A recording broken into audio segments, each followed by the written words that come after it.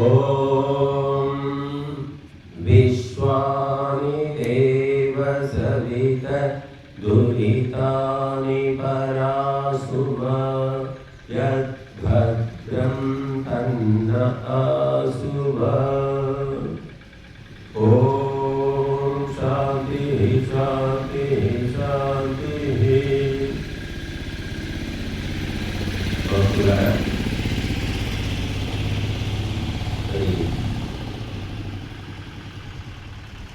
ఈరోజు వేద పారాయణం నిత్యం చేసుకున్నాం.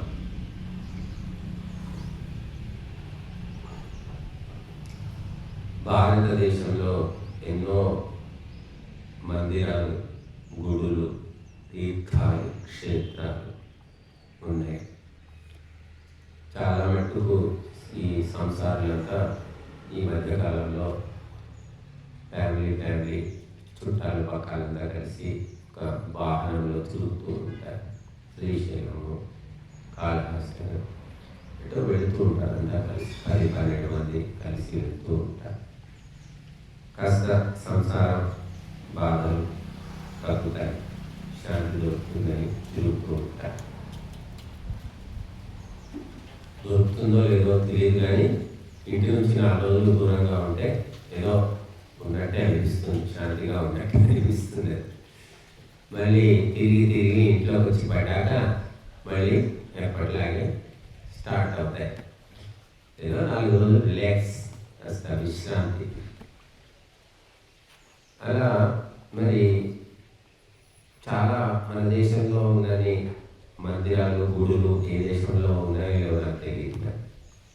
ఒక్కొక్క మందిరానికి ఒక చరిత్ర, శక్తులు ఉన్నాయని నమ్ముతూ ఉంటారు, మహిమలు ఉన్నాయని నమ్ముతారు. పిల్లలు కాకపోతే ఒక గుడికి పోవాలని చెప్తారు, పెళ్లి కాకపోతే ఫలానా గుడికి పోండి అని చెప్తారు. మగ పిల్లలు కావాలంటే ఫలానా గుడికి పోండి అంటారు, ఆడపిల్లలు కావాలంటే ఫలానా గుడికి పోండి అంటారు. ఉద్యోగం రాలేదంటే ఉన్నాడుగా చిలుకూరు, హైదరాబాద్ చిలుకూరు గుడికి పోమంటారు. వీసా ఉద్యోగం కాదు, వీసా దేవుడు. చిలుకూరు వెంకటేశ్వరుడు వీసా దేవుడు, ఉద్యోగానికి ఒక దేవుడు, పదవి కావాలంటే ఒక దేవుడు. ఇలా రకరకాలు ప్రచారం ఉంది. అవి ఎంతవరకు జరుగుతున్నాయో ఇంకా వాళ్ళకే తెలుసు. అది నమ్మిన వాళ్ళకు, అనుసరిస్తున్న వాళ్ళకు తెలుసు. భగవంతుడు అనేవాడు ఉన్నాడా లేడా అసలు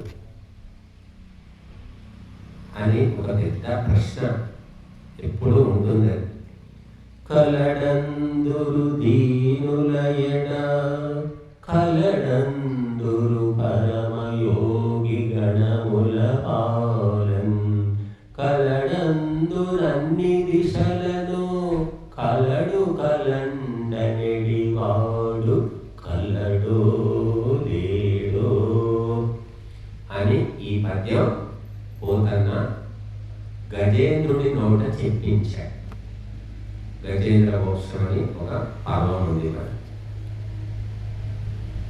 ఏనుగు మొసలి పోరాటం. ఆ పోరాటంలో ఏనుగు కాలు మొసలి పట్టుకుంటుంది. అది తప్పించుకోలేక ఎన్నో ఏండ్లు అని రాశారు, సంవత్సరాలు, యుగాలు అని కూడా చెప్పారు. పోరాటం జరుగుతూనే ఉన్నాడు మొసలికి ఏనుగు. మొసలి నీడలో ఉండేది, ఏనుగు భూమి మీద ఉండేది. పోరాటం చేసి నీటిలో మొసలి ఉంది కాబట్టి దానికి బలం ఎక్కువ. ఇది ఏనుగు భూమి మీద ఉండేది, నీళ్ళలో పోతే దానికి బలం ఎక్కడి నుంచి వస్తుంది? పోరాటం సాగింది ఏండ్లు, యుగాలు, అయినా కూడా ఏమి కాలేదు. దాన్ని ఓడించలేకపోయింది. ముసలి బారి నుంచి ఏనుగు బయటపడలేకపోయింది. అప్పుడు ఈ పద్యం, ఇంకా ఇట్లాంటి పద్యాలు కూడా చెప్పింది ఏనుగు.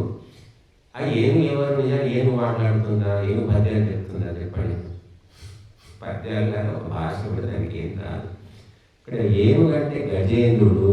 గజేంద్రుడు అంటే ఎవరో కాదు, నాకు డబ్బు ఉంది, అధికారం ఉంది, నాకు బలం ఉంది, నాకు బలగం ఉంది అని గర్వముతో ఉన్న మనుష్యుడే గజేంద్రుడు. ఆ సముద్రంలో ఉన్న ముసలి, ఆ సముద్రం ఏమిటి? సంసారం అనే సముద్రం. ఆ ముసలి ఏమిటి అంటే కర్మ ఫలాలు, ఆపదలు, అన్ని రకాలైన బాధలు, పీడలు, రోగాలు, రొచ్చులు, అప్పులు, సొప్పులు అన్నీ అన్నమాట. ఒక ముసలిగా అక్కడ ఉంది, పట్టుకుంది, లాగుతుంది సంసారంలో, ఇంకా లాక్కుపోతూ. కాబట్టి ఆ పోరాటం చేసి చేసి చేసి చివరికి మానవ శక్తి సరిపోలేదు. అందుకే ఏం చేశాడు, ఇలా అయిపోయింది, మ్యాన్ పవర్ అయిపోయింది, మన బలం పోయి గర్వం అంతా పోయినప్పుడు ఇక దేవుడు గుర్తుకొస్తాడు. లేక నేను చేస్తానండి, నాకు అవుతుందండి, నేను చేసి చూపిస్తాను, నేను తీసుకొస్తా, నేను నేను నేను అని చెప్తాడు. నేను పని చేయలేదు అనుకోండి, అప్పుడు ఇక దేవుడా నువ్వే ఎక్కువ. అట్లాగా ఆ గజేంద్రుడు కూడా, ఓ దేవుడా రక్షించు, ఈ బాధలు, ఈ పీడ, ఇది భరించలేకపోతున్నాను, నన్ను ఈ ముసలి వారి నుంచి బయటపడేయి అంటూ అసలు ఎన్నో ప్రార్థన చేశాడు. చేసి మళ్ళీ అనుమానం వచ్చింది, ఉన్నాడా లేదా దేవుడు, ఇది ప్రార్థన చేస్తే ఏమి వచ్చింది లేదు, ఆ ముసలి నుంచి కాపాడింది లేదు, అసలు కాపాడలేదు నాకు తెలియదు, ఏమిటిది అనుకున్నాడు. అందుకే ఈ పద్యం చెప్పాడు. ఇంకా చాలా పద్యాలు ఉన్నాయి, మంచి మంచి పద్యాలు ఉన్నాయి ఇక్కడ భాగవతంలో. రావే ఈశ్వర కావవే వరద సంరక్షించు భక్తాత్మకాడు పొందుకుంటాడు. ఇలా మనుషులంతా అంతే, అంటే బాగా బలము కర్మము ఉన్నప్పుడు ఎవ్వరూ అవసరం లేదు, నేనే చేయగలుగుతాను అనుకుంటాడు, చేస్తాడు అన్నీ. ప్రతి ఒక్కదానికి దేవుడే దిగిరాడు కదా, అవసరం లేదు. కానీ ఏది మన శక్తికి మించిందో దాన్ని కూడా నేను చేస్తాను అనుకుంటాడు మనిషి. కానీ అది దిగిన తర్వాత చేస్తూ చేస్తున్న కొద్దీ ఇది నా వల్ల కాదు, నేను చెయ్యలేనని ఎప్పుడో తెలుసుకుంటాడు.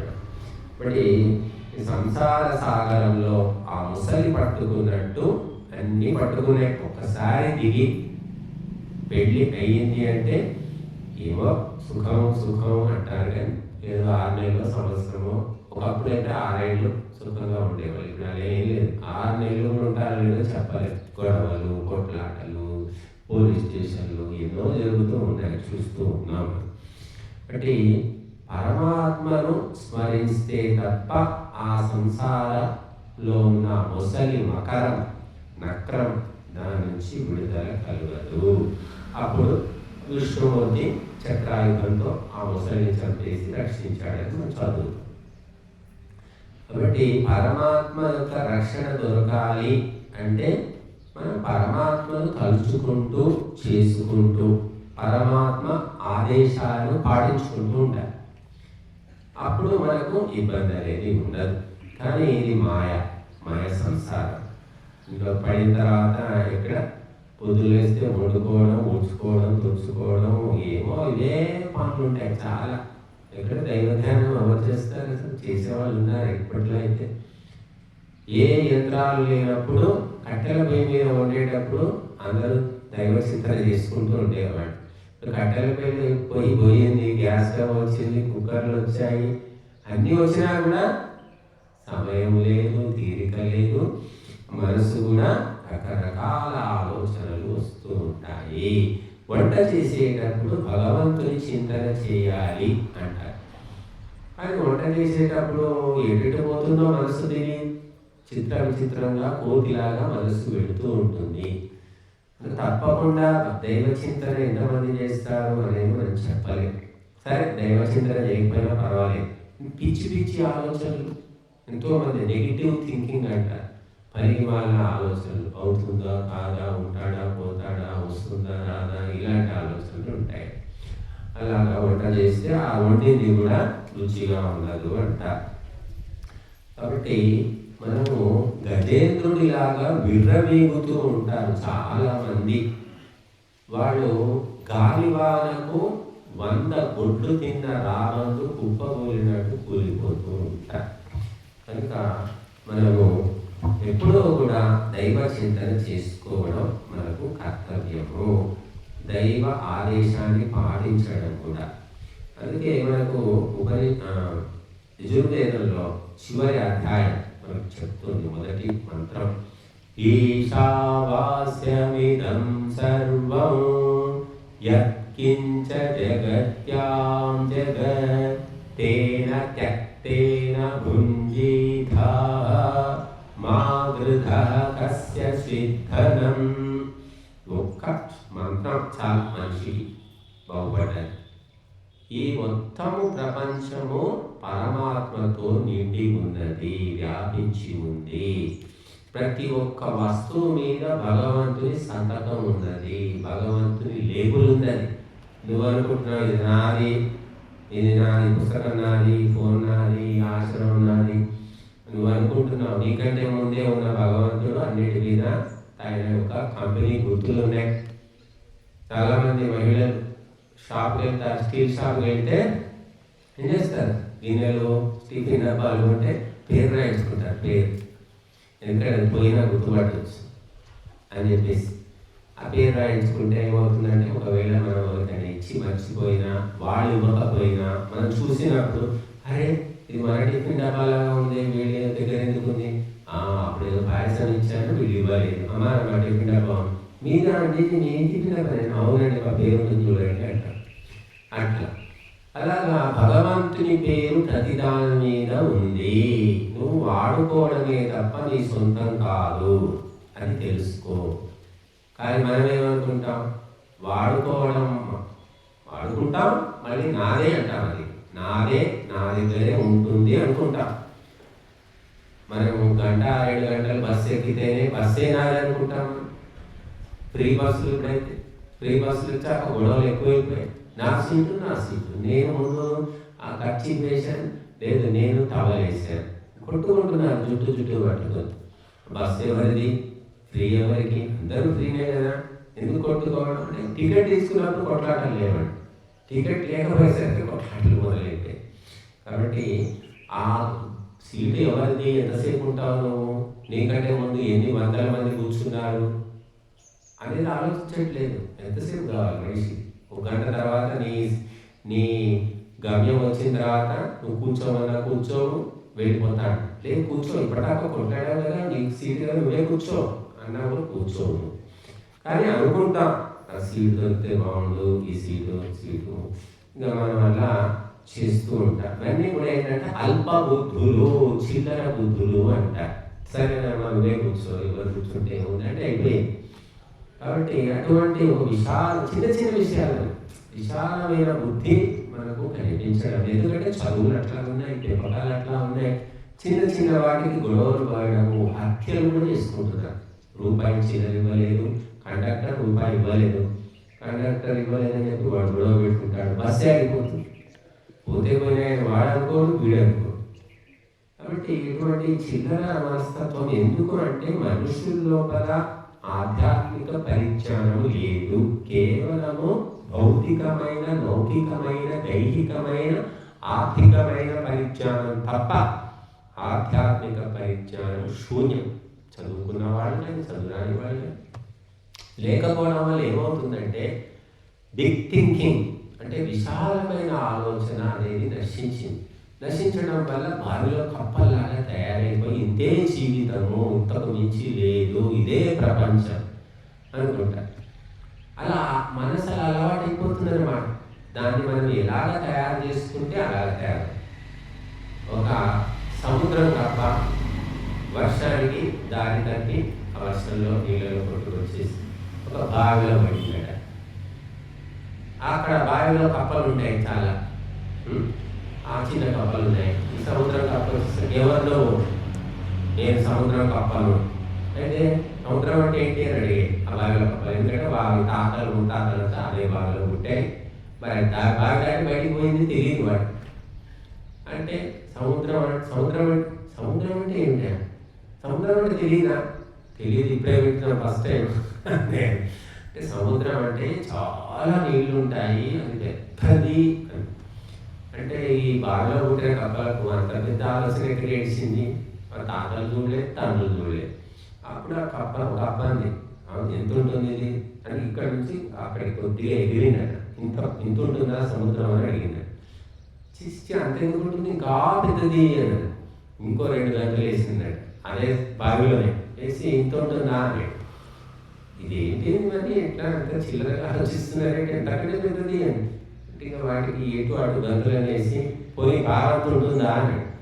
బావి ఇటువంటి బావులు లక్షలు కోట్ల బావులు అంత ఉంటుంది. అంత పిచ్చి మాటలు చెప్తున్నాము, ఇవన్నీ కూడా అబద్ధాలు. మేము ఎన్నడూ వినలేదు ఇటువంటివి, కొత్తగా చెప్తున్నాము, నీకు పిచ్చి పెట్టింది అని దాన్ని తగిలేసాడు. అలా ఉంటుంది.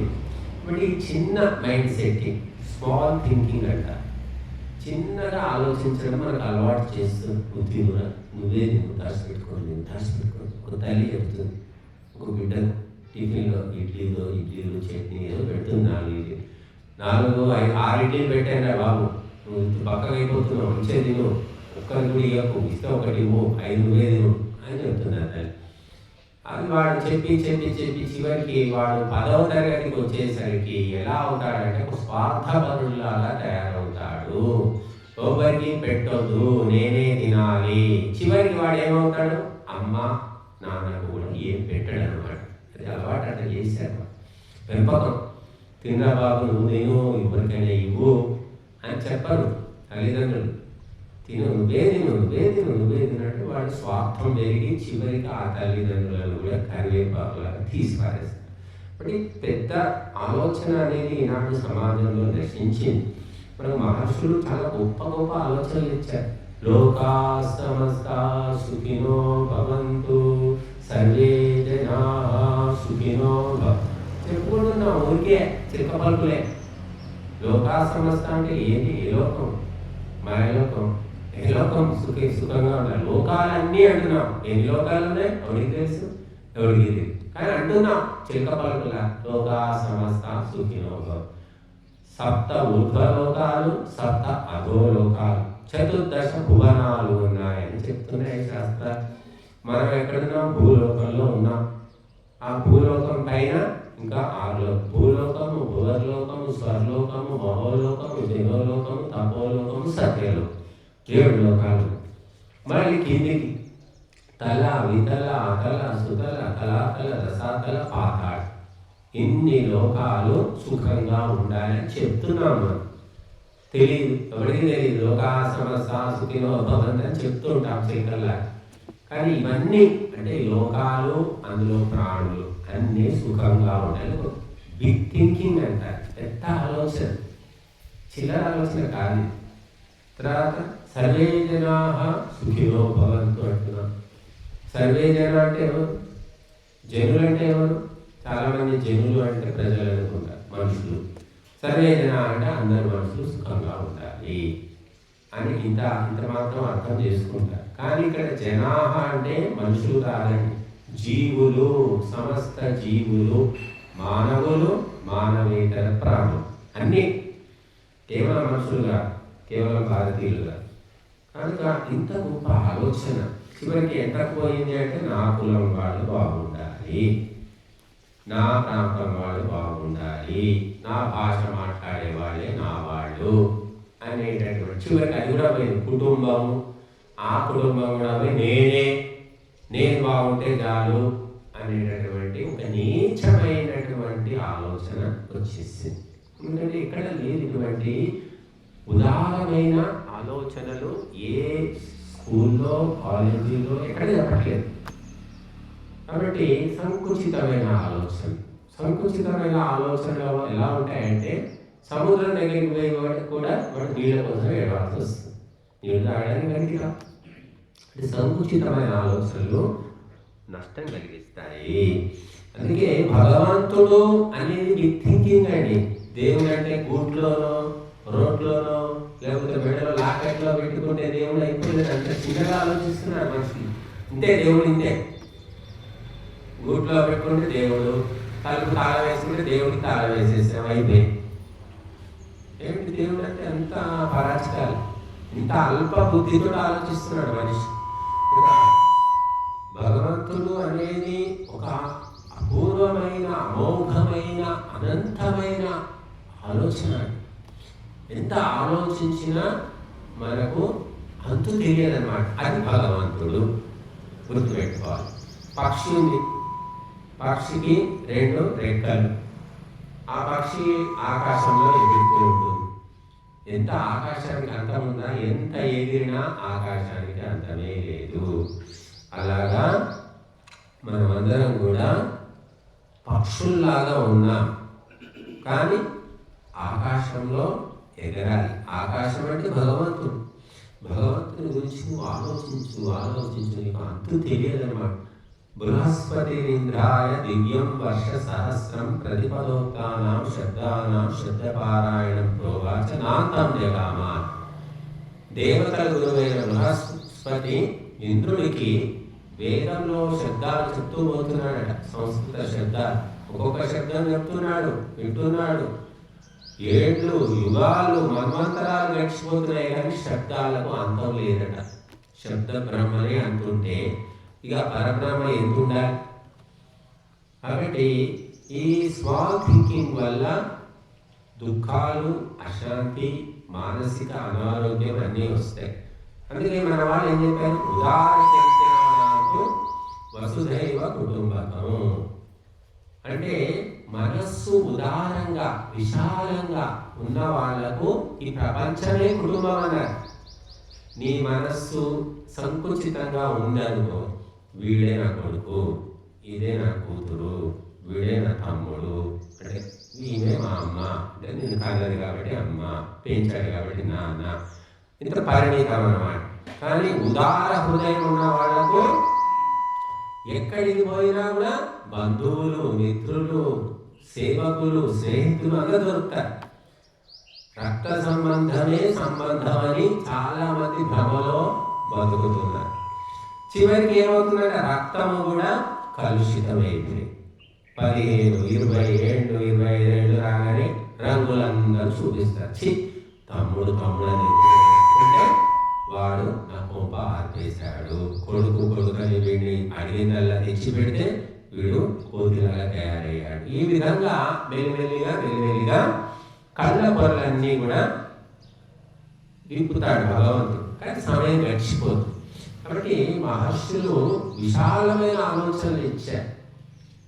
అందుకే ప్రపంచంలో మనము ప్రతి జీవి బాగుండాలని చెప్తాం. మనమే ఎవరు చెప్పరు, గుర్తుపెట్టుకోండి. ముస్లింలు చెప్పరు, క్రైస్తవులు చెప్పరు, ప్రపంచంలో ఎక్కడ ఎవరు చెప్పరు, మనమే చెప్తాం. అన్ని జీవులు ఆత్మవత్ సర్వభూతాని, ఇంకా ఒకటే ముక్క, నీ మాదిరిగానే అన్ని ప్రాణులను భావించు.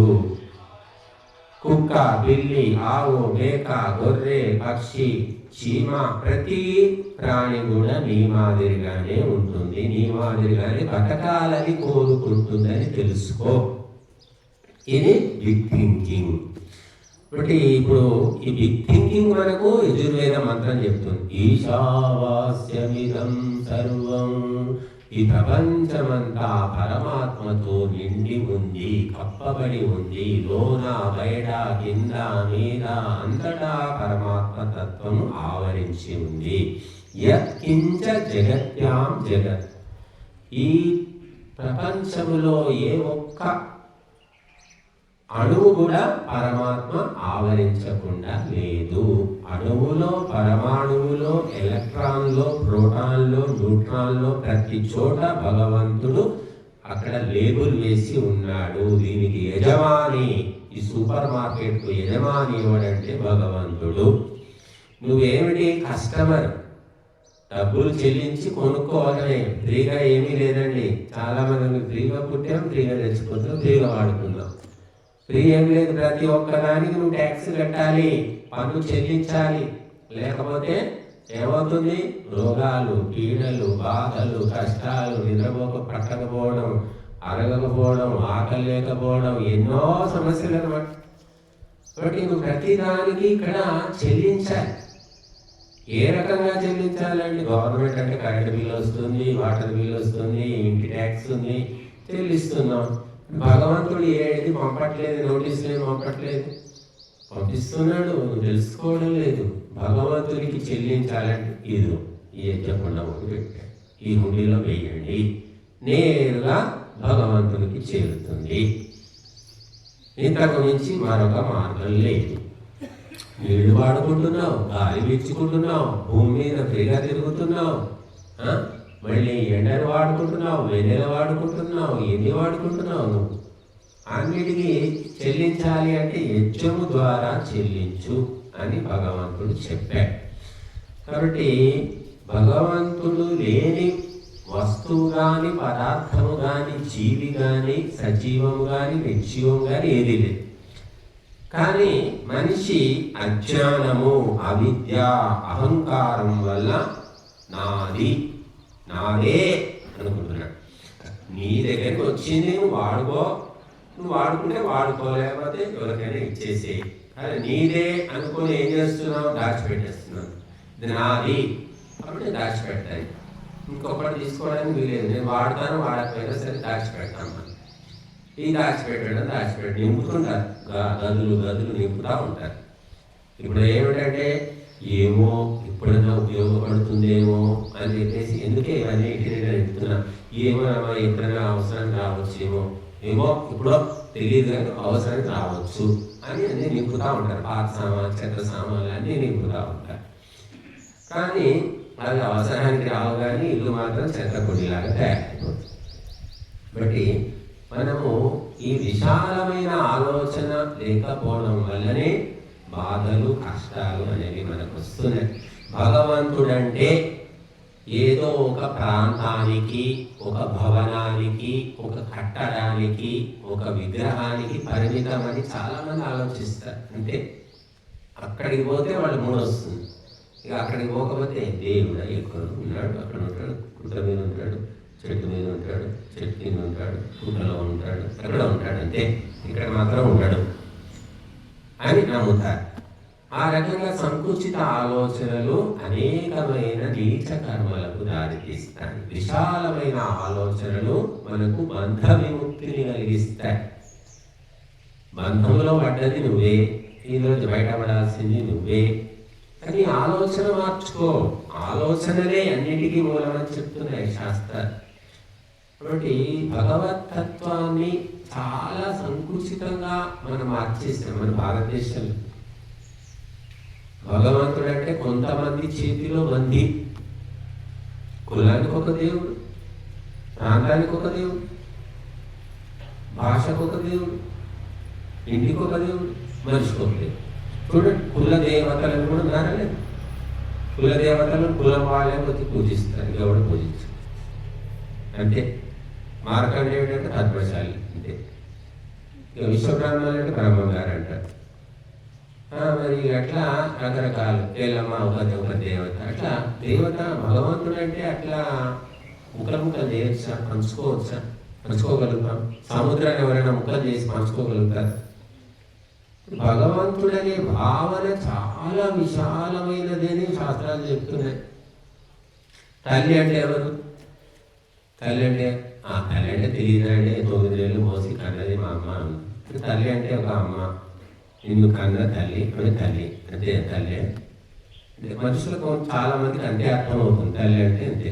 కానీ తల్లి, తండ్రి, గురువు అనేవి చాలా సూక్ష్మమైన విశాలమైన శబ్దాలు. 5 తల్లులు ఉన్నారని మన శాస్త్రం చెప్తుంది, 5 తండ్రులు ఉన్నారని శాస్త్రాలు చెప్తున్నారు. రాజపత్ని, గురోపత్ని, భ్రాతృపత్ని, తదైవచ పత్ని మాత స్వమాత చ పంచైతాః మాతరః స్మృతాః. రాజు యొక్క భార్య, గురువు యొక్క భార్య, అన్న లేక తమ్ముడి భార్య, లేక భార్య యొక్క తల్లి అంటే అత్తమ్మ, తన తల్లి, 5 కూడా మాతలు అని చెప్పారు. ఇది ఇంతకు మించి కూడా ఉంది. ఎవరినైనా కూడా తల్లి, అమ్మ అని అనొచ్చు. అమ్మగారండి, అమ్మ అని పిలిస్తే ఎవరేమనుకోరు భారతదేశంలో. ఈ మధ్య కొంతమంది ఈ చదువులు, ఇంగ్లీష్ చదువు ఎవరే అమ్మ నీకు, అమ్మ అమ్మ అంటావేంటి, నా వయసు ఎంత, నువ్వెంత కూడా గొడవ పెట్టుకునే వాళ్ళు కూడా ఉన్నారు. కాబట్టి అమ్మ అనేది ఒక గౌరవవాచకము, ఒక ప్రేమ తెలియజేసే శబ్దం. అది కూడా కొంతమందికి నచ్చదు. ఈ మధ్య కాలంలో చూస్తున్నాం కొందరు అలాంటి వాళ్ళే. తండ్రి అంటే కూడా పరిమితం. తండ్రి అంటే గాంధీలా కష్టపడి ఆస్తులను జమ చేసి ఇస్తే కొట్టాలి అంతే తండ్రి. కానీ తండ్రి అంటే ఎంతోమంది మనకు 5 తండ్రులు అని చెప్పారు. మళ్ళీ అది కాకుండా ఎవరైనా సరే మనకు ఉపనయనం చేసినవాడు, ప్రాణాలు రక్షించినవాడు, అన్నదానం చేసినవాడు, విద్యాబోధన చేసినవాడు, తర్వాత కన్న తండ్రి, వీళ్ళంతా తండ్రులు అని చెప్పారు. కాబట్టి అంతకంటే మించి కూడా ఉంది. ఎవరినైనా సరే మన పట్ల ప్రేమతో రక్షణ కల్పించి మనకు సహాయం చేసే వాళ్ళు ఎవరైనా మన తండ్రిగా భావించవచ్చు అని చెప్పారు. కాబట్టి ఇవన్నీ కూడా విశాలమైన శబ్దాలు, ఇవి సూక్ష్మమైన విశాలమైన. అర్థం కాని వాళ్ళు పరిమితం, ఇంతే అనుకున్న వాళ్ళు అంతకే ఉంటారు. వాళ్ళు మహాపురుషులు ఇల్లు వదిలేశారు, వాకిళ్ళు వదిలేశారు, ఆస్తులు వదిలేశారు, అధికారాలు వదిలేశారు. మరి వాళ్ళకి దొరకలేదా అంటే బోలెడు దొరికింది. ఊరంతా చుట్టాలి. నీ ఒక్క ఇల్లు గడప దాటుకుంటే ఊరంతా చుట్టాలి, దేశమంతా చుట్టాలి. అలా మహాపురుషుల జీవితాలు చదివితే తెలుస్తుంది మనకు. ఇంతే ఇల్లు, ఇదే వాకిలి అనుకున్న వాళ్ళకు అంతకే పరిమితం. అంతకు మించి కూడా ఉంటుంది అని ఊహించిన వాళ్ళకు అంతకు మించింది కూడా పొందారు. అంటే ఆలోచనలు ఎంతెంత పెంచుకుంటామో మనశ్శాంతి కూడా అంత ఎక్కువ అవుతుంది. కనుక ఇక్కడ పరమాత్మను నువ్వు ఒక గూట్లోనో పిడికిట్లోనో ఆలోచించు. విశాలమైన తత్వం అది. ఇందుగలడందు లేడని సందేహము వలదు చక్రీ, సర్వోపగతుండు ఎందెందు వెనకి చూచిన అందందే కలడు దానవాగ్రడి వింటే అని చెప్తాడు. అంతటా ఉన్నాడయ్యా భగవంతుడు అని స్పష్టంగా చెప్తాడు. కానీ మనము అందుకే ఇక్కడ మనం ఏం చెప్తున్నాం మంత్రాల్లో, పృథివీ దేవయజని, ఈ మొత్తము ఈ భూమండలము యజ్ఞము చేయడానికి అనుకూలమైన ప్రదేశమట. ఇక్కడ యజ్ఞం చేస్తే పుణ్యం వస్తుంది, అక్కడ పోయి చేస్తే పాపం వస్తుందని ఎక్కడా లేదు. ఎక్కడ పవిత్రంగా ఉందో ఎక్కడైనా యజ్ఞం చేసుకో. కాశీలో చేస్తే ఎంత పుణ్యం వస్తుందో ఇక్కడ చేసినా అంతే పుణ్యం వస్తుంది. శ్రద్ధాశక్తులు ముఖ్యము. అని మన వాళ్ళు ఇవన్నీ నమ్మరు. లేదు తిరుపతికి పోతే అక్కడ గుండు చేసుకుంటే పుణ్యం వస్తుంది, మన ఇంట్లో గుండు చేసుకుంటే రాదు. మన ఊళ్ళో ఉన్నటువంటి ఆ హెయిర్ కటింగ్ షాప్లో వెళ్ళి చేసుకుంటే రాదు. తిరుపతిలోనే చేసుకుని ఆ జుట్టును ఒక బట్టలో కట్టేసి హుండీలో వేస్తే పుణ్యం వస్తుంది, లేకుంటే లేదు అనుకుంటారు. అంటే సంకుచితమైన ఆలోచన. ఇంకా మనకు వేదాలు విశాలమైన ఆలోచన చెప్తున్నాయి. యజ్ఞము ఎక్కడైనా చెయ్యి, నీకు ఫలితము నీ శ్రద్ధను బట్టి ఉంటుంది తప్ప ప్రదేశాన్ని బట్టి కాదు, కాలాన్ని బట్టి కాదు. నీ శ్రద్ధ అనేది ముఖ్యమైనటువంటి. కాబట్టి మనకు ఈ మంత్రము ఏం చెప్తుంది? యత్కించ జగత్యాం జగత్, జగత్తు అంటాము. ఈ ప్రపంచానికి ఇంకొక పేరు ఏమిటంటే జగత్తు. జగత్తు అని ఎందుకంటారు అంటే జంగమ్యతే ఇది జగత్ అన్న. నిరంతరము కదులుతూ ఉంటుంది, మార్పు చెందుతూ ఉంటుంది, పరిణామి అన్న. మనం ఏం కదలడం లేదే అంటున్నారు, మనం కదులుతున్నాడు కనిపిస్తున్నాం. కానీ భూమి తిరుగుతుంది, మరి భూమి తిరుగుతోంది. భూమి మీద ఉన్నటువంటి అన్ని పదార్థాలు, వస్తువులు అన్ని తిరుగుతున్నాయి. ఆ తిరిగే పదార్థాలలోని అణువులు, పరమాణువులు తిరుగుతున్నాయి. తిరగదు ఏముంది? మనం అనుకుంటున్న బాగా కూర్చున్నా, కదలకుండా కూర్చున్నా మన లోపల రక్త కణాలనే తిరుగుతున్నాయి. రక్తము సంచారం కిందికి మీదికి, మీదికి కిందికి తిరుగుతూనే ఉంది లోపలంతా. కాబట్టి ప్రపంచంలో నిశ్చలంగా ఏదీ లేదు, అన్నీ కదులుతూనే ఉన్నాయి తమ తమ పరిధి లోపల. భగవంతుడు ఒక గీత గీసి గిరిగీసి పెట్టాడు. తిరుగు, ఇందులో ఎందుకు బయటకు వస్తే కాలు వినపడతాను. ఎలక్ట్రాన్లు, ప్రోటాన్లు, అణువులు అక్కడే తిరుగుతాయి, బయటికి రావు. సూర్యుడు అక్కడే ఉండు, నీ పరిధిలో తిరుగు. చంద్రుడు నువ్వు ఇక్కడ, నీకు ప్లేస్ ఇక్కడ పెట్టా, ఇక్కడ తిరుగు. భూమాత నువ్వు ఇక్కడ ఉండు. అన్ని గ్రహాలు, ఉపగ్రహాలు, నక్షత్రాలు, పాలపొంతలు అన్నిటిని తిప్పుతూ ఉన్నాడు. కానీ భగవంతుడు మాత్రం తిరగకుండా నిశ్చలంగా ఉన్నాడు. భగవంతుడనే ఆధారం మీద ఈ ప్రపంచమంతా తిరుగుతుంది. కాబట్టి తిరగకుండా ఉన్నది ఏమిటి అంటే భగవంతుడే. నీ మనస్సు కూడా తిరుగుతూనే ఉంది, చంచలం. ప్రాణాలు తిరుగుతూనే ఉన్నాయి, సంచరిస్తూ ఉంటేనే ప్రాణం ఉన్నట్టు. ప్రాణాలు బిగదీసుకొని కూలబడితే ఏమవుతుంది? ప్రాణం పోతుంది. కాబట్టి తిరుగుతూనే ఉండాలి, తిరుగుతున్నాం. అందుకే మనిషి కూడా ప్రయాణం చేస్తూనే ఉండాలి. కూర్చోకు నువ్వు. బ్రహ్మచర్యం, తర్వాత గృహస్థం, తర్వాత వానప్రస్థం, తర్వాత సన్యాసం, ఇట్లా ప్రయాణం చేస్తూనే ఉండు.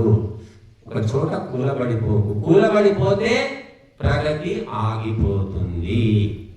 విత్తనం చూడండి, మీరు నాటగానే మొలకెత్తుతూనే ఉంటుంది. మొలక వస్తుంది, మొక్క వస్తుంది, తర్వాత కొమ్మలు వస్తాయి, చెట్టు అవుతుంది, పువ్వులు, ఆకులు, పండ్లు, అన్నీ డెవలప్మెంట్, ప్రగతి ఎప్పుడూ ఆగకుండా సాగిపోతూనే ఉంటుంది. మనిషి మాత్రం ఆగిపోయాడు. ఈ జగత్తు లోపల ప్రతి ఒక్కటి చెల్లిస్తుంది. మనిషి ఒక్కడే బెల్లం కొట్టిన రాయలుగా కూలబడి ఉన్నాడు. ఎందుకు కూర్చున్నాడంటే బంధాలు, అనుబంధాలు, మోహాలు, వ్యామోహాల పంచరంలో ఆ చిక్కిపోయి చిరకలాగా కదలకుండా ఉన్నాడు.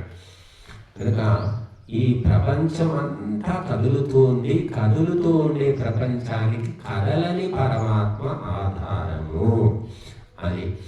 జగత్యాం జగత్, ఈ జగత్తు లోపల ప్రతి ఒక్కటి పరిణామి అంటే మార్పు చెందుతూ ఉంది. మార్పు లేకుండా ఏదీ లేదు. 100 ఏళ్ల కింద, 1000 ఏళ్ల కింద ఎలా ఉండింది? నగరాలు ఎలా ఉన్నాయి, పట్టణాలు ఎలా ఉన్నాయి, గ్రామాలు ఎలా ఉన్నాయి అంటే అవి ఇప్పుడు ఈ రూపంలో లేవు, మరొక రకంగా ఉన్నాయి. మనం పుట్టినప్పుడు ఎలా ఉన్నాం, ఇప్పుడు ఎలా ఉన్నాం, ఇంకా 10 ఏళ్ళకి ఎలా ఉంటాం అంటే మార్పు మార్పు మార్పు, నిరంతరము ప్రకృతిలో మార్పు. కనుక మనము కూడా మారిపోవాలి. ధర్మానికి అనుకూలంగా, దైవానికి అనుకూలంగా మారుతూ పోవాలి తప్ప కూలబడిపోకూడదు. ఇంతే ఇది అని ఆగిపోకూడదు, ప్రయాణం చేస్తూ ఉండాలి. కాబట్టి ఆ మంత్రము మనకు ఈ జగత్తు అంటే ఈ ప్రపంచం ఎప్పుడు కదులుతూ ఉందట. ఈ శాస్త్రవేత్తలు కూడా చెప్తున్నాడు, ఈ భూమి తన చుట్టూ తాను తిరుగుతూ, సూర్యుడు చుట్టూ తిరుగుతూ, సూర్యుడు కదులుతూ ఉన్నాడు, మళ్ళీ భూమి కదులుతూ మళ్ళీ కదిలి ఎటో వెళ్ళిపోతున్నాయి. ఖండ చలనము అని చెప్పారు. అంటే ఈనాడు భారతదేశము, ఆసియా ఖండము, ఆఫ్రికా ఖండము ఇవన్నీ 1000 ఏళ్ల కింద, 10,000 ఏళ్ల కిందట ఇప్పుడున్న రూపంలో లేవు. అవన్నీ కూడా రూపాలు మార్చుకున్నాయి. 1,00,000 ఏళ్ల కిందట భారతదేశం ఎలా ఉండేదంటే ఆ రూపం లేదు. ఈ ఖండ చలనం అంటారు. ఖండాలన్నీ కూడా కదులుతూ ఉన్నాయి, ప్రతి ఒక్కటి కదులుతూ ఉంది. కాబట్టి మనం కదలకుండా ఉన్నది మనిషే. పట్టుకొని కూర్చున్నాం మనం, ఇంతే గబ్బిలంలాగా పట్టుకొని ఇలాంటి గబ్బిలం మోగాడు. అట్లాగా వీడే నా కొడుకు, వీడే నా కూతురు, ఈమె నా కూతురు, ఈమె మా అమ్మ, ఇది మా వంశం, ఇది నా ఊరు, ఇంతే తిరిగేసుకొని ఇక్కడే బతుకుతున్నాం. కానీ మహర్షులు ఏమిటంటే నది ప్రవహిస్తూ ఉన్నట్టుగా ప్రవహిస్తూనే పోతారు. వీళ్ళు దయానందుడు ఎక్కడో పుట్టాడు, గుజరాత్లో పుట్టాడు. ఆయన పోయి ఎక్కడ ఆయన పరోపకారిణి సభ అని స్థాపించాడు. ఎక్కడ? రాజస్థాన్లో, అజ్మీర్లో స్థాపించాడు. మళ్ళీ ఆర్య సమాజం మొట్టమొదటి ఎక్కడ స్థాపించాడు? ముంబైలో స్థాపించాడు. ముంబై అంటే మహారాష్ట్ర. మహారాష్ట్ర ఎక్కడ, రాజస్థాన్ ఎక్కడ, గుజరాత్ ఎక్కడ? కాబట్టి గుజరాత్కు ఆయన పోలేదు, పట్టించుకోలేదు. కానీ ఎక్కడెక్కడో పరోపకారం చేసుకుంటూ పోయాడు. కనుక పరోపకారం చేసే వాళ్లకు ప్రపంచమే ఒక కుటుంబం అని చెప్పారు. కాబట్టి పరోపకారాయ ఫలంతి వృక్షాః, పరోపకారార్థమిదం శరీరం, పరోపకారాయ వహంతి నద్యః, పరోపకారాయ దుహంతి గావః. చెట్లు పండ్లు ఎవరికి ఎందుకు ఇస్తున్నాయి? చెట్టు కోసం ఇవ్వట్లేదు, వేరే జీవుల కోసమే చెట్టు పండ్లు ఇస్తుంది. నదులు నీళ్లు నదులే తాగవు, వేరే వాటి కోసం నీళ్లు ఇస్తున్నాయి. ఆవులు పాలు ఆవుల కోసం, దూడల కోసమే ఇవ్వట్లేదు, దూడ తాగే తక్కువ, మనుషులు తాగేది ఎక్కువ. అలాగా మహాపురుషులు కూడా పరోపకార భావనతోటి ప్రపంచమంతా తిరుగుతూ ఉంటారు, చేస్తూ ఉంటారు. అటువంటి విశాలమైన ఆలోచన రావడం కష్టం అన్నమాట. తాము ఏ కుటుంబంలో పుట్టారో దానికే పరిమితమై ఉంటారు. ఒక ఆడపిల్ల ఒక ఇంట్లో పుట్టి, ఒక ఊర్లో పుట్టి, ఒక కులంలో పుట్టి ఎక్కడో పోతుంది అత్తగారని చెప్పి. ఎక్కడ అనేది అత్తగారి ఎవరికి తెలియదు. దగ్గరలో ఉందా, అది 2 రోజుల ప్రయాణమా, 3 రోజుల ప్రయాణమా, అది కూడా తెలియదు. ఎంతో దూరంలో వెళ్ళి అక్కడ ఉపకారం చేస్తుంది. పుట్టినిట్లో ఏం చేస్తుంది? పని కూడా లేదు, ఏమి చేయదు. మహారాణిలాగా పెంచుతారు. అత్తగారికి పోయి దాసిలాగా పనిచేయాలి. దాసిలాగా చేస్తున్న నా బతికిట్లయితే ఏడవకుండా సంతోషంగా నా కొడుకు, నా కూతురు, మా ఆయన అంటూ పని చేస్తూ ఉంటుంది. కాబట్టి అందుకే మహిళను ఎందుకు మనము ఆడబిడ్డ అని మొట్టమొదటి గౌరవిస్తారు? మగబిడ్డను ఎందుకు మగబిడ్డ ఎక్కడున్నాడో అక్కడే కూర్చుంటాడు. వాడి ఇల్లది, వాడి ఊరది, అక్కడే మారడు. కానీ ఆడపిల్ల మరొక చోటుకి పోయి ఉపకారం చేస్తుంది, వంశాన్ని పెంచుతోంది, సేవలు చేస్తుంది, పుట్టింటి పేరు నిలబెడుతుంది, అట్టింటికి కీర్తిని తెస్తుంది. కాబట్టి ఆమె వచ్చినప్పుడు పోయినప్పుడు ఒక మర్యాద, ఆదరము, గౌరవము మనం ఇస్తున్నాం. ఇది మహర్షులు చెప్పిన పరంపర. ఆ పని మగవాళ్ళకు సాధ్యం కాదు. మగవాడు అహంకారంతో ఉంటాడు కాబట్టి కొత్త ఇంట్లో పోయి ఇముడలేడు, కొత్త వాళ్ళతోటి కలుపుకొని పోలేడు, కొత్త వాళ్ళను అర్థం చేసుకోలేడు. కాబట్టి అక్కడే కూలబడతాడు. కానీ ఎక్కడి నుంచో వచ్చినటువంటి అమ్మాయి ఆ ఇంట్లో జెండా ఎగిరేస్తుంది. అటువంటి శక్తియుక్తులు మహిళకి ఇచ్చాడు. కానీ చాలామంది మహిళలు తెలుసుకోలేక మరి అన్యాయం చేశాడు భగవంతుడు అంటాడు. ఆ భగవంతుడు ఎవరికి ఏ శక్తిని ఇవ్వాలో అది ఇచ్చాడు. ఆడైనా మగైనా ఎవరికి అన్యాయం చేయలేదు. మనం తెలుసుకోకపోవడం వల్ల ఆ విధంగా భావిస్తూ ఉన్నాం. కనుక ఆడబిడ్డ వచ్చినప్పుడు గౌరవించడము, ఆమెకు మర్యాద చేయడము అనేది మన పరంపర. కాకపోతే ఆ పరంపర కూడా కొద్దిగా ముదిరిపోయింది. కొంతమంది ఏం చేస్తారంటే ఈ తెలంగాణ లోపల ఆడపిల్ల అంటే లక్ష్మీదేవి, ఆడపిల్ల అంటే అదని ఇదని చెప్పేసి చివరికి తల్లిదండ్రులు కూడా కూతురు కాళ్ళు మొక్కుతారు. తల్లిదండ్రులు కూడా మొక్కుతారు. సరే అన్న మొక్కుతాడు, తమ్ముడు మొక్కుతాడు, అదే చూస్తూనే ఉంటాం. తల్లిదండ్రులు కూతురు కాళ్ళు మొక్కారు. సరే పోనీ ఆడపిల్ల కాబట్టి మొక్కి మళ్ళీ అల్లుడు కాళ్ళు మొక్కుతారు. ఆ కూతుర్ని కట్టుకున్నందుకు ఈమెకు మొక్కి ఆ వాడికి మొక్కుకుంటే వాడికి కోపం వస్తుంది. నీ కూతురికి నువ్వు మొక్కుకుంటున్నావు, నీ కూతురుని కట్టుకొని ఉద్ధరిస్తున్నా నేను ఫీలింగ్ వాడికి, నాకెందుకు మొక్కం అంటాడేమో భయానికి వాడికి మొక్కుతున్నా. ఇది ఎక్కడుంది శాస్త్రం? ఏ శాస్త్రంలో ఉంది? నాకైతే తెలియదు. ఆడపిల్లను గౌరవించు, సన్మానించు, రక్షించు అని శాస్త్రాలు అన్నీ చెప్తున్నాయి. కానీ తల్లిదండ్రులు ఆడపిల్లకు మొక్కాలని ఎక్కడా లేదండి. మరి నేను చదివిన ఎన్ని శాస్త్రాల్లో ఎక్కడా కనబడదు. తల్లిదండ్రులే దేవతలని శాస్త్రం చెప్తుంది. తల్లి మొదటి దేవత, తండ్రి రెండవ దేవత, గురువు మూడవ దేవత. వాళ్ళు ముగ్గురు పోయి ఆమెకు మొక్కడం ఏంటి అసలు? కూతురు మాతృదేవోభవ తెలుసు, పితృదేవోభవ తెలుసు, గురుదేవోభవ తెలుసు. కూతురు దేవోభవ ఉందా? కన్యా దేవోభవ ఉందా? కుమారి దేవోభవ ఉందా? ఎక్కడైనా ఉందా? చేస్తున్నారు. ఇది పైత్యం అంటారు, దీన్ని ఓవర్ యాక్షన్ అంటారు. ఇక్కడ మన తెలంగాణలో అయితే మరీ విపరీతం. కాబట్టి ఎందుకంటే శాస్త్రాలు తెలియవు, చెప్పేవాళ్ళు లేరు. సరే ఆడపిల్లని గౌరవించాలనేది ముదిరిపోయి చివరికి ఆ రకంగా పెరగడం.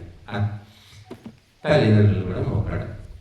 కాబట్టి తల్లిదండ్రులే మూలము. ఆ పాప పుట్టుక మూలానికి ఆమె పోయి మొక్కాలి. కానీ వాళ్ళు వచ్చి పండుగ చెట్టు నుంచి పండు వచ్చింది, చెట్టుకు పండు మొక్కాలా, పండుకు చెట్టు మొక్కాలి? కనీస ఆలోచన అనేది నశించింది. చెప్పట్లేదు ఎవరు. ఏ పురోహితుడు చెప్పాడు, ఏ పూజారి చెప్పాడు, ఏ పండితుడు చెప్పాడు. ఇదే మంచిది అని ఇదే చేసుకుంటూ ఉన్నారు. మాలాంటి వాళ్ళని ఏమోనండి ఇప్పుడు మీరు చెప్తున్నారు, ఇంతవరకు మాకు ఎవరు చెప్పలేదండి. ఇది నేను చెప్పానా, ఎవరు చెప్పానా అని అవసరం. ఇది సత్యమా అసత్యమా ఆలోచించును. నీకు తెలివిచ్చాడు కదా దేవుడు. కాబట్టి ఆ రకంగా బ్రహ్మశక్తి అంటే స్త్రీ అని చెప్పారు. బ్రహ్మశక్తిని మనం గౌరవించాలి. కానీ ఓవర్ యాక్షన్ చేయడం వల్ల దానివల్ల ఒక దురాచారం అయ్యింది తప్ప అది ఆచారం కాదు. కనుక మరి ఈ ప్రపంచంలో అన్నీ కదులుతున్నాయి, అన్నీ ముందుకు పోతున్నాయి. ఏది కదులుతుందో అది ముందుకు వెళుతుంది, ప్రగతిని సాధిస్తుంది. కదలకుండా బెల్లం కొట్టిన రాయిలాగా ఉన్న వాళ్ళు ఎప్పుడు కూడా ప్రగతిని సాధించలేరు. కాబట్టి ఈ ప్రపంచాన్ని మొత్తానికి ఆధారము భగవంతుడు ఒక్కడు మాత్రమే నిశ్చలంగా ఉన్నాడట. ఆ నిశ్చలమైన దాని మీద ఆధారపడి బ్రహ్మాండమంతా తిరుగుతుంది. బొంగరం తిరుగుతుంది చూడండి, దానికి చిన్న కింద ఒకటి మేకులాగా ఉంటుంది. అది ఆధారంగా చేసుకుని అంత పెద్ద బొంగరం తిరుగుతుంది. అలాగా ఈ బ్రహ్మాండం మొత్తము కూడా భగవంతుని పాయింట్గా ఆధారంగా చేసుకుని తిరుగుతూ ఉంది. అది తెలుసుకో నువ్వు. అందుకని తేన ఏతేన భుంజీతాః. కాబట్టి భగవంతుడు ఉండని ప్రదేశము లేదు అని తెలుసుకొని త్యాగభావముతో అనుభవించు. నాది అని నువ్వు అనుకుంటున్నావు, కానీ నీకంటే ముందు లక్షల మంది దాన్ని పొందారు, నీ తర్వాత ఇంకా లక్షల మంది పాలపడుతున్నది. కాబట్టి ఇప్పుడు భూమి అంటున్నాం, ఈ భూమి నాది, నాకు 10 ఎకరాలు ఉంది, నాకు 15 ఎకరాలు ఉంది, మా ఆశ్రమం ఆశ్రమం ఎంతుంది స్వామి, అది ఏముండదు చేయ 30 ఎకరము ఏదో ఉండదు. 30 ఎకరం ఉందా, పెద్ద ఇంకా బాగుంటాయి, ఇంకొక 5 ఎకరాలు ఉంటే బాగుంటుంది స్వామీజీ అంటుంటారు. అంటే 30 ఎకరము 5 ఎకరాలు 100 ఎకరాలు ఇప్పుడు మనది అనుకుంటున్నాం. ఈ భూమి ఇంతకుముందు ఎంతమంది చేతిలో పడింది, ఈరోజు మన చేతికి వచ్చింది, రేపు పొద్దున ఎవరి చేతికి పోతుందో తెలియదు. అందుకే ఏమని ఏం చెప్తాడంటే, భూమి నాదని అన్న భూమి పక్కున నవ్వు, దానహీను చూచి ధనము నవ్వు, కదన భీతు చూచి కాలుండు నవ్వురా, విశ్వరాభిరామ వినురవేమా అని చెప్పాడు పద్యంలో. ఈ భూమి నాది అంటే భూమాత నవ్వుతుందట, పిచ్చోడా నువ్వు మట్టిగా మారి బూడిదైపోయి నాలో కలిసిపోతావు, ఇది నాది అని నువ్వు అనుకుంటున్నావు, నీ శరీరమే బూడిదై నాలో కలుస్తుంది, నువ్వే నా వాడివి, నేను నీ దాన్ని కాలేను అని నవ్వుతుందట భూమాత. దానహీను చూచి ధనమును, డబ్బులు జమ చేసి పెడుతున్నారు, దాచిపెడుతున్నారు, మనవడి పెళ్ళికి కూతురికి కొలుకు ఏవో లెక్కలేసి అన్నీ జమ చేస్తూ ఉంటారు. కానీ ఆ ధనము దానం చేయకపోతే ఆ ధనము వాడిని చూసి నవ్వుతుందట. ఎందుకంటే దానము చేసిందే నీకు పుణ్యంగా వెంబడి వస్తుంది. అవసరం లేకపోయినా సరే కేవలము రక్త సంబంధం అనే మమకారంతో ఇచ్చావంటే అది నీకు బంధకారకమవుతుంది. కాబట్టి దానము చేయడమే ధనానికి పవిత్రత. కానీ దానము చేసే గుణము చాలా తక్కువ మందిలో ఉంటుంది. చాలామంది ఏం చేస్తారు, గుడికి వెళ్తారు, ఏదో శ్రీశైలం తిరుపతి వెళ్తే ఆ మెట్ల దగ్గర పిచ్చగాళ్ళు ఉంటారు. ఇంకా వీళ్ళు ఏం చేస్తారంటే ముందే జమ చేసుకుంటారు, 5 పైసలు 10 పైసలు 20 పైసలు. అవి దొరకట్లేదు అనుకోండి, ఇప్పుడు పావలా కూడా ఎవడు తీసుకునేటట్లేదు, కాబట్టి రూపాయి బిళ్ళలు, రూపాయి 2 రూపాయల బిళ్ళలన్నీ జమ చేసుకొని ఒక 30-40 రూపాయలు వరుసగా మెట్ల మీద ఒక్కొక్కరికి ఠంగ్ ఠంగ్ అని అలా విసురుతుంటాడు, వచ్చే పట్టుకుంటే టప్పు టప్పు చప్పుడు వస్తుంది. వేసి అబ్బా నేను ఎంత పెద్ద పుణ్యం చేసుకున్నా, తిరుపతి లోపల బిచ్చగాళ్ళకు దానం చేసి ఆహో అని పొందిపోతాడు. కానీ వాడేం చేస్తాడు, అట్లా రోజు 100 మంది 1000 మంది వస్తారు భక్తులు. ఒక్కొక్క రూపాయి వేసినా ఒక్కొక్కరికి 1000 రూపాయలు 2000 5000 వసూలు అవుతాయి. వాడు సాయంత్రం కాగానే మనకి 2-3 భార్యలు ఉంటారు, చేసుకునేది చేసుకునేది అన్నీ మందు మాంసం అన్నీ ఉంటాయి వాడికి. సాయంత్రం కాగానే మీరు ఇచ్చిన డబ్బులు వాడికి ఆ విధంగా ఉపయోగపడతాయి. కాబట్టి డబ్బు 1 రూపాయే కావచ్చు, ఇప్పుడు ఒక పిడికేడు ద్రవ్యము చిటికేడు నెయ్యి అట్లా హోమంలో వేస్తేనేమో దేవతలకు చేరుతుంది.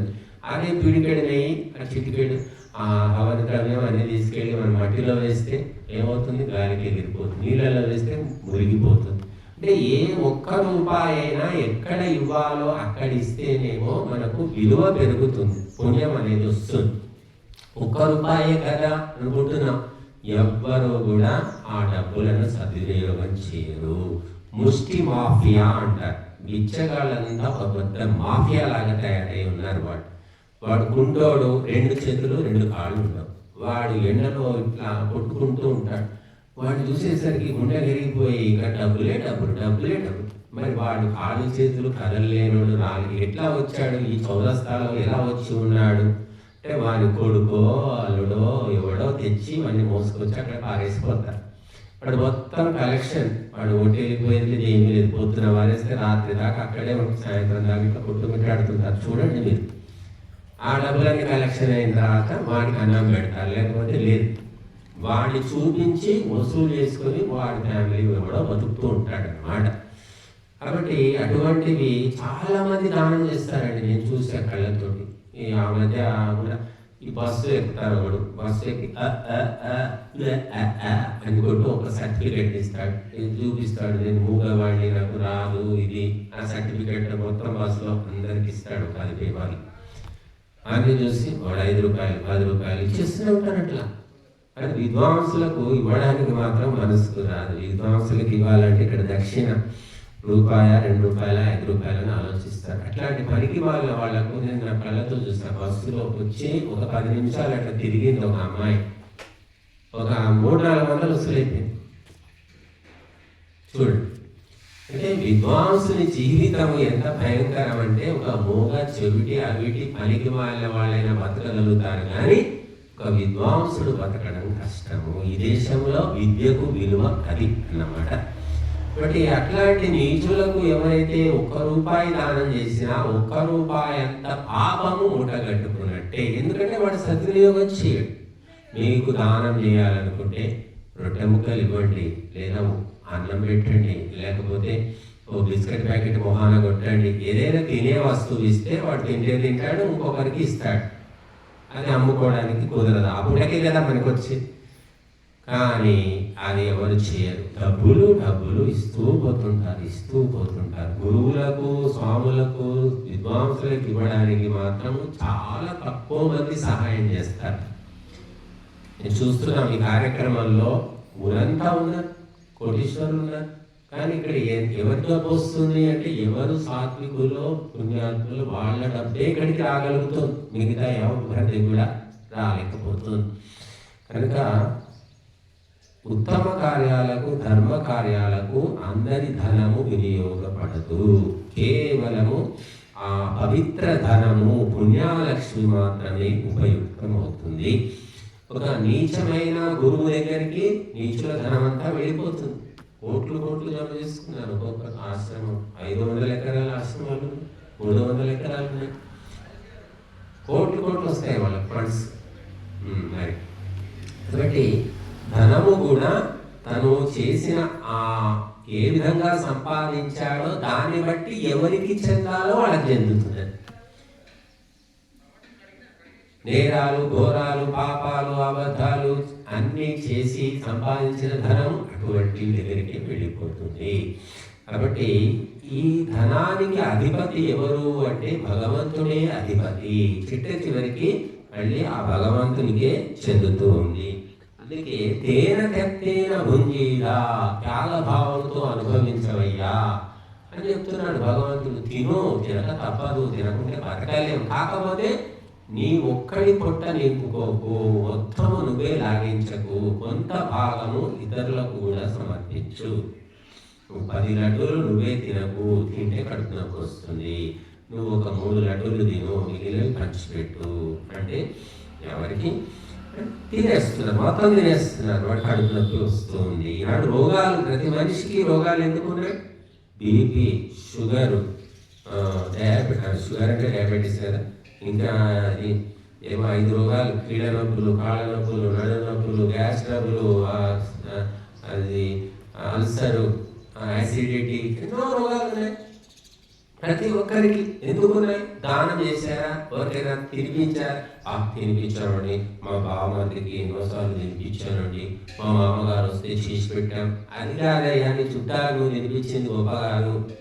నీకు ఏ సంబంధం లేని వాళ్ళు, నిజంగా ఆకలితో ఉన్నవాళ్ళు, నిజంగా కష్టాల్లో ఉన్న వాళ్ళకి ఏమైనా ఇచ్చావా అంటే సమాధానం ఉండదు. నిజంగా కష్టాల్లో ఉన్నాడని గుర్తుపట్టడానికి తెలివి కావాలి. మరి ఎవడు నటిస్తే వాడికి ఇచ్చేస్తున్నారు. కాబట్టి నిజంగా అవసరం ఉన్న వాళ్ళు ఇస్తే మనకు పుణ్యం వస్తుంది. నటించే వాళ్ళకి కాదు. నటించే వాళ్ళకి జనం వింటున్నారు, నిజమైన వ్యక్తులకు మాత్రం చేరడం లేదు. కనుక ఈ ధనమంతా కూడా భగవంతుని సొంతము. మనం స్టార్ హోటల్కి వెళ్తాం, రూమ్ బుక్ చేసుకుంటాం, డబ్బులు కడతాం, రూమ్ ఇస్తారు, బెడ్ ఉంటుంది, ఫ్యాన్ ఉంటుంది, ఏసీ ఉంటుంది, అన్నీ ఉంటాయి అక్కడ. భోజనం కూడా తెచ్చిస్తాడు. వారం రోజులు ఉంటే వారం రోజులు బిల్లు కట్టాలి. కాకపోతే అన్నీ వాడుకోగలుగుతాం, వాడుకున్నందుకు బిల్లు కట్టాలి. కానీ ఏ వస్తువులు తీసుకోవడానికి వీలు, అన్నీ అక్కడ అప్పచెప్పేసుకోవాలి. వాడు వచ్చి చూసుకుంటాడు, బ్లాంకెట్స్ ఉన్నాయా, ఇంకా బట్టలు ఉన్నాయా, టవల్ ఇస్తాడు, అన్నీ ఇస్తాడు. వాడు చెంబులు ఏమేమో ఇస్తాడు, బకెట్లు, నీళ్లు, స్నానాన్ని అన్నీ ఇస్తాడు, అని లెక్క చూసుకుంటాడు. అలాగా భగవంతుడు కూడా అన్నీ ఇచ్చాడు. మనం అన్ని ఇక్కడ వదిలిపెట్టి పోవాల్సిందే. నువ్వు లెక్క అంటే భగవంతుడు అప్పచెప్పుకుంటాడు. అప్పచెప్పాల్సిన నువ్వు వెంట తీసుకొచ్చింది లేదు, తీసుకుపోయేది లేదు. మరి ఇదంతా ఏమిటంటే వాడుకోవడానికి యూజ్ అండ్ త్రో, తీసుకుపోలేవు నువ్వు. అలా చేసి పెట్టాడు వ్యవస్థ భగవంతుడు. హోటల్లో నువ్వు తెలివి ఉంటే కొన్ని వస్తువులు కొంతమంది కొట్టేసుకుంటారట హోటల్లో. చెంచా తీసి లోపల వేసుకుంటాడు. వెండి చెంచాలు ఉంటాయి పెద్ద పెద్ద హోటల్లో, వెండి పళ్ళాలు, వెండి చెంచాలు. చెంచా ఉన్నది పోయింది తెలియదు, ఆ జోబులు వేసుకుంటే ఎక్కడ తెలుస్తుంది? చిన్న చిన్న వస్తువులు అలా కొట్టేయవచ్చు. కానీ భగవంతుని వ్యవస్థ లోపల ఒక సూదిని కూడా వెంట తీసుకుపోలేవు, ఒక ఆవగింజ కూడా నువ్వు తీసుకుపోలేవు. అన్ని ఇక్కడ అప్పచెప్పి వెళ్ళిపోవాల్సిందే. కాబట్టి ఈ సత్యము నువ్వు తెలుసుకొని త్యాగభావముతో అనుభవించు. అందుకే త్యాగము త్యాగము త్యాగము. మన జీవితం అంతా, మన భారతదేశ పరంపర మొత్తం త్యాగమే. పంచమహాయజ్ఞాలు అన్నారు. పంచమహాయజ్ఞాలు ఏంటి? త్యాగం. యజ్ఞం అంటే ఇప్పుడు మనం ఇది చేసాం, దేవయజ్ఞం అంటాం. తర్వాత పితృయజ్ఞము, మొట్టమొదలు తల్లికి, తండ్రికి, నాయనమ్మకు, తాతయ్యకు వీళ్ళకి భోజనాలు పెట్టు, వాళ్ళ రుణం తీర్చుకో, త్యాగం చేసి. తర్వాత భూత యజ్ఞము, పశువులు, పక్షులు, చీమలు, జంతువులు, వాటికి ఆహారం ఇవ్వు, త్యాగం చేసి. అతిథులు, పండితులు, విద్వాంసులు, గురువులు, వాళ్ళకి ఇవ్వాల్సింది వాళ్ళకి ఇచ్చేసి, ఎవరికి భాగము, ఎవరి పర్సంటేజ్ వాళ్ళకి ఇచ్చేసే. నీకు అప్పుడు దోషము లేదు, పాపము లేదు, నువ్వు ప్రశాంతమైన జీవితాన్ని గడుపుతావు. కాబట్టి త్యాగమే మనకు మొదటి నుంచి నేర్పించారు. మన దేశం అన్నపూర్ణ, అందరికీ అన్నం పెట్టడం, ఎవరి కడుపు కూడా ఇక్కడ మాడిపోవడం వీలేదు. త్యాగభావముతోటే సమస్త సుఖాలు పొందుతావు. త్యాగాయ సంభృతార్థానాం అని చెప్పాడు కాళిదాసు. రఘువంశ రాజులందరూ కూడా ఒక పరంపరట. ఒకరిలో ఈ లక్షణం ఉంది అంటే అందరిలో అదే లక్షణాలు ఉన్నాయి. త్యాగం కోసమే వాళ్ళు యుద్ధాలు చేసి ధనమంతా సంగ్రహించి త్యాగం చేసేవాళ్ళట. బ్రాహ్మణులకు, గోవులకు, పండితులకు, విద్వాంసులకు, అలా దీనులకు, హీనులకు మొత్తం పంచిపెట్టేవాళ్ళు. అందుకోసం వాళ్ళు యుద్ధాలు చేసేవాళ్ళు, ఓడించేవాళ్ళు. అంతే తప్ప అన్ని జమ చేసుకొని బ్యాంకులో పెట్టి తాళం వేసుకొని మురిసిపోవడానికి కాదు వాళ్ళు. అందుకని త్యాగాయ సమృతార్థానాం అన్ని జమ చేసేవాళ్ళు. ఎందుకంటే త్యాగం చేయడానికి. విద్వాంసులు ఒకప్పుడు విద్వాంసులు, బ్రాహ్మణులు అంటే బంగారము ఇచ్చేవాళ్ళు. మరి బంగారు కొమ్ములు, గజ్జలు పెట్టినటువంటి ఆవులను దానం చేసేవాడు. అటువంటి గోదానం చేసేవాడు. విశేషమైన దాన ధర్మాలు చేసేవాడు. అటువంటి పరంపర మనది. కాబట్టి ఆ పరంపర పోయింది కాబట్టి రోగాలు రోగాలు రోగాలు, ప్రతి ఒక్కరికి రోగాలు. ఎవరికి కనీసం నువ్వు అత్తమ్మకు పెట్టలేకపోతున్నావు, నీ కొడుకుకు కూడా వండి పెట్టేంత ఓపిక లేకుండా నీకు పోయింది. అంటే నాకు డయాబెటీస్ ఉందండి, నాకు అది రోగం ఉంది. రోగం లేని వాళ్ళు ఏం చేస్తున్నారు? సీరియల్ చూసుకుంటూ కూర్చున్నారు. కనీసం కుటుంబ సభ్యులకైనా వండి పెట్టే ఓపిక ఎంతమంది మహిళలకి నాడుంది చెప్పండి. బరికర బట్టలు, సీరియళ్ళు, సినిమాలు, పుచ్చుకోలు కబుర్లు, ఫోన్ పట్టుకొని కూర్చోడు. ఆ ఫోన్లో మాట్లాడుతూ అరే వంట టైం అయింది, ఇంకా వంట చేయలేదేమి. మా తమ్ముడు అక్కడి నుంచి ఫోన్ చేసి మాట్లాడుతున్నా, ఏమైంది వంట తెప్పించుకో, అక్కడ ఆర్డర్ మెస్లో తెప్పించుకోపో, ఊరికే వండి పెట్టాలా నేను అని ఆడవాళ్ళు కూడా వంట అంటే ఈ జన్మ అంతా వండి పెట్టడం అయిపోతుంది అన్నట్టు వాళ్ళు వంట మానేశారు. కాబట్టి త్యాగ భావన మనకి ఎంతెంత తగ్గుతూ వస్తుందో రోగాలు పెరుగుతూ ఉంటాయి. అమెరికాలో రాక్ ఫెల్లర్ ఫౌండేషన్ అని ఉంది. రాక్ ఫెల్లర్ అనే అతను ఎప్పుడో 1920 మరి 30 ఆ కాలంలో గొప్ప కోటీశ్వరుడు, ప్రపంచంలోకి వెళ్ళి కోటీశ్వరుడు. అప్పట్లో ఆయన మరి చిన్నప్పటి నుంచి కష్టాలు పడి డబ్బు సంపాదించి కోట్లు జమ చేసుకున్నాడు. తర్వాత ఆయనకు జబ్బు వచ్చేసింది, అజీర్ణ రోగం ఏదో వచ్చింది ఆయనకు. ఆ రోగం రావడం వల్ల అతను ఏమీ తినలేకపోతున్నాడు. నానా రకాల మందులు, పెద్ద పెద్ద డాక్టర్లు వచ్చారు, పరీక్షలు చేశారు, ఏమీ తెలియట్లేదు, రోగమే తెలియట్లేదు. అసలు విసిగెత్తిపోయి ఏ మందు పనిచేయట్లేదు, రోగం తెలియట్లేదు అని వదిలిపెట్టేశారు. ఆ రాక్ ఫెల్లర్ ప్రకటించాడు, నా రోగం తగ్గించిన వాళ్ళకు నేను ఫలానా బహుమతులు ఇస్తాను, డబ్బులు ఇస్తాను. ఎంతోమంది వచ్చారు, కనిపెట్టలేకపోయారు. ఒక ఫాదర్, ఒక ఫాదర్ అంటే అదే బైబిల్ చదివిన చర్చి ఫాదర్ వచ్చాడు, వచ్చి మాట్లాడాడు కూర్చొని. నువ్వు ఎవరు, నువ్వు తల్లిదండ్రులు ఎవరు, ఏ ఊరు, పుట్టినప్పుడు ఎలా ఉంది పరిస్థితి అన్నీ కనుక్కున్నాడు. చాలా భయంకరమైన పేదరికం నుంచి వచ్చి స్వయం కృషితోటి డబ్బు సంపాదించాడు. కానీ కోట్లు జమ అయిపోయాయి. ఆ డబ్బు మూలుగుతూ ఉంది తప్ప సదుపయోగం కావడం లేదు, ప్రజోపయోగం కావడం లేదు అనేది గ్రహించాడు. అప్పుడు ఆయన ఏం చెప్పాడంటే, నువ్వు నీ ధనాన్ని నిల్వ చేసి పెట్టుకున్నావు, దీనులకు, హీనులకు, పేదలకు వినియోగించే ప్రణాళిక చేయి, వాళ్ళకి ఆసుపత్రులు కట్టు, విద్యాలయాలు కట్టు, ఇంకా ఇవన్నీ కర్మకార్యాలు చేయి, నీ రోగం పోతుందని చెప్పాడు. అప్పుడు ఆయన రాక్ఫెల్లర్ ఫౌండేషన్ అని స్థాపించి తన ధనంలో చాలా మొత్తాన్ని ఆ ఫౌండేషన్ ట్రస్ట్కి ఇచ్చేశాడు. అప్పుడు ఆయన ఆరోగ్యం బాగుపడింది. కాబట్టి మనం అనుకుంటాం రోగాలకు దానానికి ఏం సంబంధం ఉంది అనుకుంటారు. ఉంది సంబంధం. మీ ఆయుష్కు ఉంది, మీ రోగాలకు ఉంది, మీ శాంతికి, అన్నిటికీ దానము, త్యాగము, సేవ, సమర్పణంతో సంబంధం ఉంది. కనుక మనం ఎంతగా సేవ, దానము చేస్తామో మనకంతగా శాంతి, సుఖము లభిస్తాయి. శాంతి, సుఖం అంటే ఏదో 5 అంతస్తులు కట్టుకొని ఉండడం కాదండి. చాలామంది భౌతికంగా ఉండడమే శాంతి అనుకుంటున్నారు. అది కాదు. డిపెండెంట్గా ఉండకుండా ఇండిపెండెంట్గా ఉండడం. కాబట్టి ఆ రాక్ఫెల్లర్ ఫౌండేషన్ ఇప్పటికీ కూడా పనిచేస్తూనే ఉంది. ఆయన ఎప్పుడో చనిపోయాడు అనుకోండి. మనం కేవలము జమ చేయడం కాకుండా ఈ సమయానికి, ఈ జన్మకు మనకు అందుబాటులోకి వస్తూ వచ్చింది, మనము వాడుకోవాలి. ఎంత వాడుకుంటాం అంత వాడుకో, అంతకు మించి వాడుకోలేవు. కాబట్టి ఇతరులకు దాన్ని ఇచ్చేసే. ఇప్పుడు నేనున్నాను, చెప్తున్నాను, ప్రవచనాలు చెప్తున్నాను. ప్రవచనాలు ఎంతసేపు చెప్తాము అంటే ఇప్పుడు చెప్తున్నాను, భగవంతుడు ఇచ్చాడు, ఇచ్చిన దాన్ని పంచిపెట్టాలి. నాకు చెప్పడం వస్తుంది కాబట్టి నేను ఎందుకు చెప్పాలి అనుకుంటే కాదు. ఇద్దరే వచ్చారు, 10 మందికి ఎందుకు చెప్పాలి అనుకుంటే కాదు. చెప్తూనే ఉండాలి, కోకిల పాడుతూనే ఉండాలి, నెమలి ఆడుతూనే ఉండాలి, ఈ గాలి వీస్తూనే ఉండాలి, నది ప్రవహిస్తూనే ఉండాలి. నీకు ఏ శక్తిని భగవంతుడు ఇచ్చాడో దాన్ని పరోపకారానికి వినియోగిస్తూ ఉండు. అది డబ్బు కావచ్చు, వాక్కు కావచ్చు, అధికారం కావచ్చు, బలం కావచ్చు, ఏదైనా సరే నీకోసము కొంత వాడుకోగలుగుతావు. 100 మందికి, 1000 మందికి నువ్వు మంచి చేయగలుగుతావు. కానీ నువ్వు చేయకుంటే ఏమవుతుందంటే నీవు పాపివి అవుతావు. నీచ జన్మలు అనేది తప్పవు.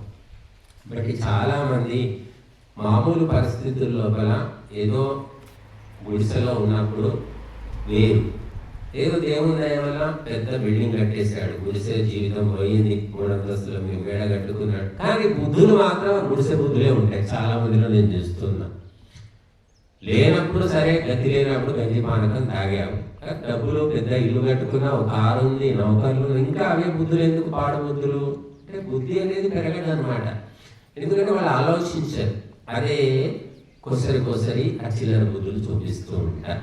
ఊళ్ళో కూడా పేరు వచ్చేసి వాడు ఏదో అదృష్టం కలిసి వచ్చి 3 అంతస్తులు కట్టుకున్నాడు, కానీ ఆ గుడిసె బుద్ధులు పోలేదురా. వాడు ప్రతి ఒక్కటి కూడా లెక్కలు పెడతాడు. వాడు ఇంత నీచం అంటే వాడి దగ్గర పోయి కనీసం టీ కాఫీ కూడా తాగొద్దు, అన్నీ లెక్క పెడతాడు వాడు అని అంటారు.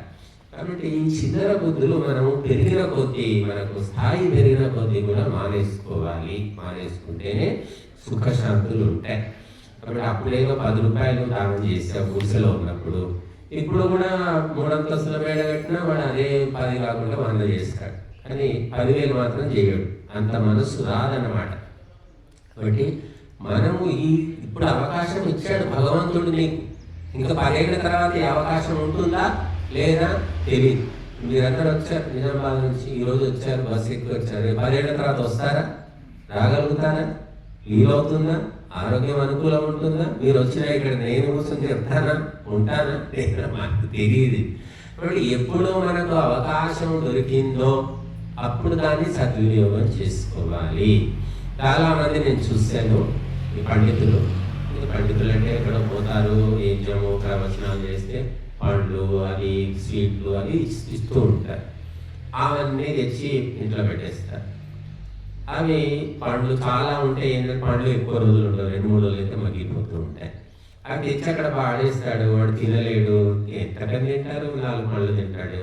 స్వీట్లు ఉంటాయి, చీమలు పడుతూ ఉంటాయి, వాడు తినలేడు, ఒకరికి ఇవ్వలేడు. చాలా మంది ఇవ్వరన్నమాట, తిన్నా తినకపోయినా పడి మూలుగుతూ ఉండాల్సిందే. కనుక అటువంటి మనస్తత్వం అనేది మంచిది కాదు. మనం తింటామా లేదా ఆలోచించుకొని తినలేము, ఈ 2 రోజులు అయ్యాక తినలేము, 2 రోజుల్లో మగ్గిపోతాయి, చేసేయాలి అంతే. దానం చేసేసి వేరే వాళ్ళకి ఇచ్చేసి, పండ్లు ఇచ్చేసి, స్వీట్లు ఇచ్చేసి.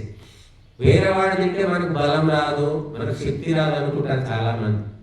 ఎవరు తిన్నా నువ్వు దానం చేసినప్పుడు సూక్ష్మ రూపంలో ఆ శక్తి నీకు వస్తుంది. తింటేనే వస్తుంది అనేది ప్రత్యక్షం. తినకుండా ఇతరులకు ఇస్తే వచ్చేది పరోక్షం అని చెప్పారు. కాబట్టి ఆ పరోక్షమైన శక్తిని సూక్ష్మ రూపంలో మహాత్ములు తెలుసుకొని వాళ్ళు అటువంటి కర్మలు నిరంతరం చేస్తూ ఉంటారు. అగ్నిలో వేసాం, బూడిద మిగిలింది, శక్తి ఏం రాలేదా అంటే వాయు రూపంలో శక్తి వచ్చింది. అది సూక్ష్మంగా ఉంటుంది, మనకు తెలియదు. కానీ శక్తి అనేది మార్పు చెందుతూ ఉంటుంది తప్ప శక్తి అనేది నాశనము కాదు అని సైన్స్ చెబుతుంది, వేద శాస్త్రాలు చెబుతూ ఉన్నాయి. కనుక ఒక రూపంలో ఉన్న శక్తి మరొక రూపంలోకి మారుతుంది తప్ప శక్తికి నాశనము లేదు. ఈ సత్యము ఎప్పుడు తెలుసుకుంటామో మనము ధర్మ కార్యాలు, దాన ధర్మాలు చేయడానికి వెనుకాడము. కాబట్టి మన ఈ తేన తెక్తేన భుంజీతాః, త్యాగ భావముతో అనుభవించు.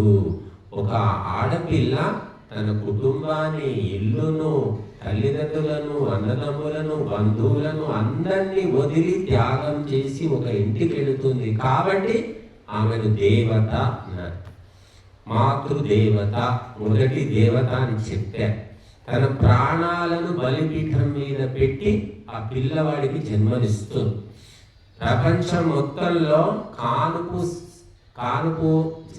కష్టాలు అంటే కానుపు సరిగ్గా జరగక, రక్తహీనత వల్ల, వైద్య సౌకర్యాలు లేక లక్షల మంది మహిళలు చచ్చిపోతున్నారు ప్రపంచవ్యాప్తంగా. కేవలము బిడ్డను కనే సమయంలో ఆరోగ్యం బాగలేకనో, వైద్య సౌకర్యాలు బాగలేక, ఏదో కారణం ఇంకా అంతమంది చచ్చిపోతే ఇంతమంది బతుకుతున్నాం మనం. కాబట్టి త్యాగముతోటి ఈ ప్రపంచం నడుస్తుంది. కేవలము భోగముతోటి మిగిలేది రోగము మాత్రమే. తిని తిని తిని చివరికి ఏమొస్తుంది, రోగం వస్తుంది. తాగి తాగి తాగి తాగి తాగి చివరికి ఏమొస్తుంది, రోగం వస్తుంది. తిరిగి తిరిగి తిరిగి తిరిగి తిరిగి తిరిగి ఏమవుతుంది, అది ఒక రోగమే కూర్చుంటుంది. ఆయన దానం చేసి చేసి చేసి, ప్రవచనాలు చెప్పి చెప్పి చెప్పి, ఆ భోజనం పెట్టి పెట్టి ఎవరికి రోగం రాదు. ప్రశాంతంగా హాయిగా సంతోషంగా ఉంటాడు. కాబట్టి తిట్టినవాడు సంతోషంగా ఉంటాడు, ఆ తిట్టింది గుర్తు పెట్టుకున్నవాడు బాధలు పడుతూ ఉంటాడు. కాబట్టి మనము దానము అనేది ఈ ప్రపంచాన్ని నడిపిస్తుంది. భగవంతుడు ఈ మొత్తం ప్రపంచాన్ని పుట్టించి దానం చేసేసాడు, జీవుల కోసం వదిలిపెట్టేశాడు. ఈ మొత్తం బ్రహ్మాండంలో భగవంతుడు అంతటా ఉన్నాడు, కానీ ఏది తీసుకోడు. తీసుకునేది, వాడుకునేది ఎవరు? జీవులు, మానవులు, ఇతర ప్రాణులు. కనుక భగవంతుడు మహాదాత అని చెప్పారు. అటువంటి మహాదాత సంతానం మనం. కాబట్టి మనలో కూడా దానగుణం అనేది ఉండాలి అని చెప్పారు. ఆ దానగుణంతో దేవతలు అవుతారు. ఆ దేవతలే ప్రపంచానికి మార్గదర్శకులు. తేన తెక్తేన భుంజీతాః. మొత్తం దానం చేయకుని, మొత్తం ఏమని ఎవరు చెప్పట్లేదు. కొంత నువ్వు ఒక పిడికడైనా తీసి పక్కన పెట్టు. కొంతమంది ఉంటారు, వాళ్ళకి ఏం తెలియదు పాపం, ఊళ్ళల్లో అన్నం ఉండగానే పిడికడ చేసి గోడ మీద పెట్టేస్తారు. పీట కోసమో కాకి కోసమో ఇలా పెట్టేస్తారు. కొంతమంది ఏమో పిండి తీసుకొచ్చి ఆ చీమలకని పిండి చక్కెర చల్లుతూ ఉంటారు. ఇది కాబట్టి ఇట్లా చిన్న చిన్నవి అన్నమాట. మొత్తము ఇవ్వడం అనేది మహాపురుషులకు సాధ్యం. సామాన్యులు అంతా చేయలేదు కాబట్టి కొంత కొంత కొంత కొంత చేసుకోవచ్చు, తప్పేమీ లేదు. అందుకోసమే మనకు పంచమహాయజ్ఞాలు చెప్పారు. కస్య ధనం అంటున్నాడు చివరిలో. ఈ ధనము ఎవరిది అనే ప్రశ్న ఒకటి. కస్య ధనం అంటే ఈ ధనము భగవంతుడనే సమాధానం కూడా అందులోనే ఉంది. కహ అంటే పరమాత్మ, కహ అంటే ఎవడు. 2 అర్థాలు ఉన్నాయి. కాబట్టి కస్య ధనం అంటే ఈ ధనం ఎవరిది అనే ప్రశ్న అందులోనే ఉంది, పరమాత్మది ఈ ధనము అనే సమాధానం కూడా అందులోనే ఉంది. ఎవరిది డబ్బంతా? ఈ ఆస్తి, ఈ కొండలు గుట్టలు లోయలు నదులు పర్వతాలు చెట్లు చేమలు ఈ ఖనిజాలు ఇవన్నీ ఎవరివి? ఏ ప్రభుత్వానివి? ఏ పార్టీవి? మావే అనుకుంటున్నాయి ప్రభుత్వాలన్నీ. మైనింగ్ మాఫియా, ఇసుక మాఫియా, పెట్రోల్ మాఫియా, అది ఫారెస్ట్ మాఫియా, అన్ని తవ్వుకోవడం, దోచుకోవడం, దాచుకోవడం, అమ్ముకోవడం, ఇవి పనులు చేస్తున్నాయి ప్రభుత్వాలు. అంటే ఎవరి కానీ భూమి లోపల సంపదలు ఎవరితో తొవ్వి దాచిపెట్టాడు? నువ్వు దాచిపెట్టావా? తవ్వుతున్నావు కాబట్టి నాదే అనుకుంటున్నాడు. కానీ ఎవరిది కావు, భగవంతుడివే. ఇవి ఎన్నో లక్షల ఏళ్ల పాటు మన తర్వాత తరాలకు అందాలి. కానీ ఏం చేస్తున్నారంటే యంత్రాలు పెట్టి కనిపెట్టి ఎక్కడ ఏమేమి ఉన్నాయో ధాతువులు లోహాలు ఖనిజాలు కనిపెట్టి తొవ్వి తొవ్వి పందికొక్కులాగా తీసి అమ్ముకుంటున్నాయి గవర్నమెంట్లు. దానివల్ల భూమి యొక్క సంతులనం అనేది పోతుంది. ఆ భూమిలో ఉండవలసినటువంటి సారం అనేది పోతుంది. భూమి లోపల ఉంటేనే ఆ భూమి పంట లోపల సారం ఉంటుంది. మీరు ఒకప్పుడు ఈ తవ్వకాలు లేనప్పుడు చూడండి, అప్పుడు పండిన పంటలు ఎరువులు లేవు, పురుగుమందులు లేవు, తవ్వకాలు లేవు. ఆ అన్నం తిన్న వాళ్ళు ఇప్పటికీ కూడా ఆరోగ్యంగా దృఢంగా బలంగా ఉన్నారు. ఈ ఎరువులు పురుగుల మందులు దానికి తోడు మొత్తం తవ్వకాలు, భూమి లోపల సంపదలన్నీ తీసేస్తే అందులో ఏముంటుంది? సారమే ఉంటుంది. అందుకే ఎంత తిన్నా కూడా ఎవరికి ఏం బలం లేదు, నీరసం, ఏ పని చేత కాదు, ఏమీ చేయలేదు. ఆ యంత్రాలు వచ్చిన తర్వాత యంత్రాల బటన్ నొక్కడానికి కూడా చేత కాదు. లేరా లేరా లేచా ఫ్యాన్ అయ్యిరా బాబు, నాకు ఫ్యాన్ అందుతలేదు, నాకు చేత, నువ్వు వేసుకోవే అంటాడు. ఫ్యాన్ వేసి ఫ్యాన్ వేయడానికి కూడా చేతగా అటువంటి వాళ్ళు కొడుతున్నారు అన్నమాట. ఒకడు ఫ్యాన్ లేదు, ఏసీ లేదు, ఏది లేదు, విసరగడ పట్టుకొని విసురుకోవాలి. పొయ్యి దగ్గర కూడా ఊదురు కొట్టబట్టి ఊదాలి, ఇక్కడ విసరగట్టు కారణంతో విసరాలి. అప్పుడు ఏం లేదు, మరి వేరే దారే లేదు ఇంకా. కానీ అందరు బాగున్నారు. అన్నీ వచ్చిన తర్వాత ఆ బటన్లు నొక్కడానికి కూడా చేత కాబట్టి అందుకని ఏమవుతుంది? రిమోట్ కంట్రోల్, కూర్చున్న దగ్గర నొక్కుకో, టీవీ ఛానల్ మార్చుకో, ఫ్యాన్ కూడా రిమోట్ వచ్చింది, ఫ్యాన్ ఒత్తుకుంటే ఫ్యాన్ ఆగిపోతుంది. ఇవన్నీ కదలాల్సిన పర్లేదు అంతే. ఇన్ని సుఖాలు. కాబట్టి ఈ సుఖాలు పెరిగిన కొద్దీ రోగాలు పెరుగుతున్నాయి, మానసిక సమస్యలు పెరిగిపోతూ ఉన్నాయి. ఏ వ్యవస్థ కూడా సరిపోవడం లేదు. కాబట్టి సుఖము కూడా ఒక పరిమితికి లోబడి ఉంటే పర్వాలేదు. అపరిమితమైన సుఖము చివరికి వినాశనానికి దారితీస్తుంది. కాబట్టి ఈ మొత్తము ఈ ప్రపంచమంతా భగవంతుని యొక్క ఆధీనంలో ఉంది. మనం అనుకుంటున్నాం ఇక్కడ మనం ఉన్నాం కాబట్టి ఇది మన సొంతం అనుకుంటున్నాం, కానీ ఎవరిది కాదు. మళ్ళీ యజమానికి అప్పచెప్పి పోవలసిందే లెక్క అంతా కూడా. కాబట్టి ఈ సత్యాన్ని తెలుసుకొని నీ అవసరానికి ఎంత వాడాలో అంత వాడుకో, మిగతాని పరోపకారానికి చేసేయి అని మనకు చెప్పారు. అందుకే చాలా మంది మన కోటీశ్వరులు ఉన్నారు, మన దేశంలో కూడా ఉన్నారు. టాటాలు, బిర్లాలు, విదేశాల్లో వారన్ బఫెట్ లాంటి వాళ్ళు కోట్ల రూపాయలని ట్రస్ట్ పెట్టేసి ప్రజలకు పరోపకారానికని వదిలేస్తారు వాళ్ళు. అట్లాగా ప్రతి ఒక్కరు కూడా మొత్తం వాళ్ళంటే కోటీశ్వరులు, మా దగ్గర ఉన్నాయంట. నీవు ఉన్న దాంట్లో చేసుకోవాలి, ధనము లేనిది ఎక్కడి నుంచి వస్తుంది? ఎవరికి స్థాయికి తగ్గట్టు వాళ్ళు చేసుకోవాల్సిందే. కాబట్టి ఆ రకంగా ఇది పరమాత్మ యొక్క ధనము, దీనికి స్థిరమైన యజమాని భగవంతుడు అని ఈ సత్యము ఎప్పుడు నువ్వు స్పష్టంగా తెలుసుకుంటావో, ఆ భగవంతుడిని ఎవరు నమ్ముకుంటారో, ఆ భగవంతుని ఆజ్ఞలు ఎవరు పాటిస్తారో వాళ్లకు భగవంతుడు యజమాని కాబట్టి ఎక్కడ పోయినా అన్ని సౌకర్యాలు ఇస్తాడు. నువ్వు యజమానిని నమ్ముకున్నావు కాబట్టి మొత్తము భగవంతుని ఆధీనంలో ఉంది కాబట్టి నీకు సౌకర్యం, భక్తునికి దొరుకుతాయి సౌకర్యాలన్నీ. భక్తుడు ఏమిటంటే అన్నీ వదిలేస్తాడు. అన్నీ వదిలేసినందుకు అన్నీ దొరుకుతున్నాయి. ఏమి వదలకుండా పట్టుకున్నందుకు ఉన్నవి కూడా పోతున్నాయి. చూడండి ఎంత విచిత్రం ఉంది. మీరు చరిత్ర చదవండి, భక్తుల చరిత్రలు.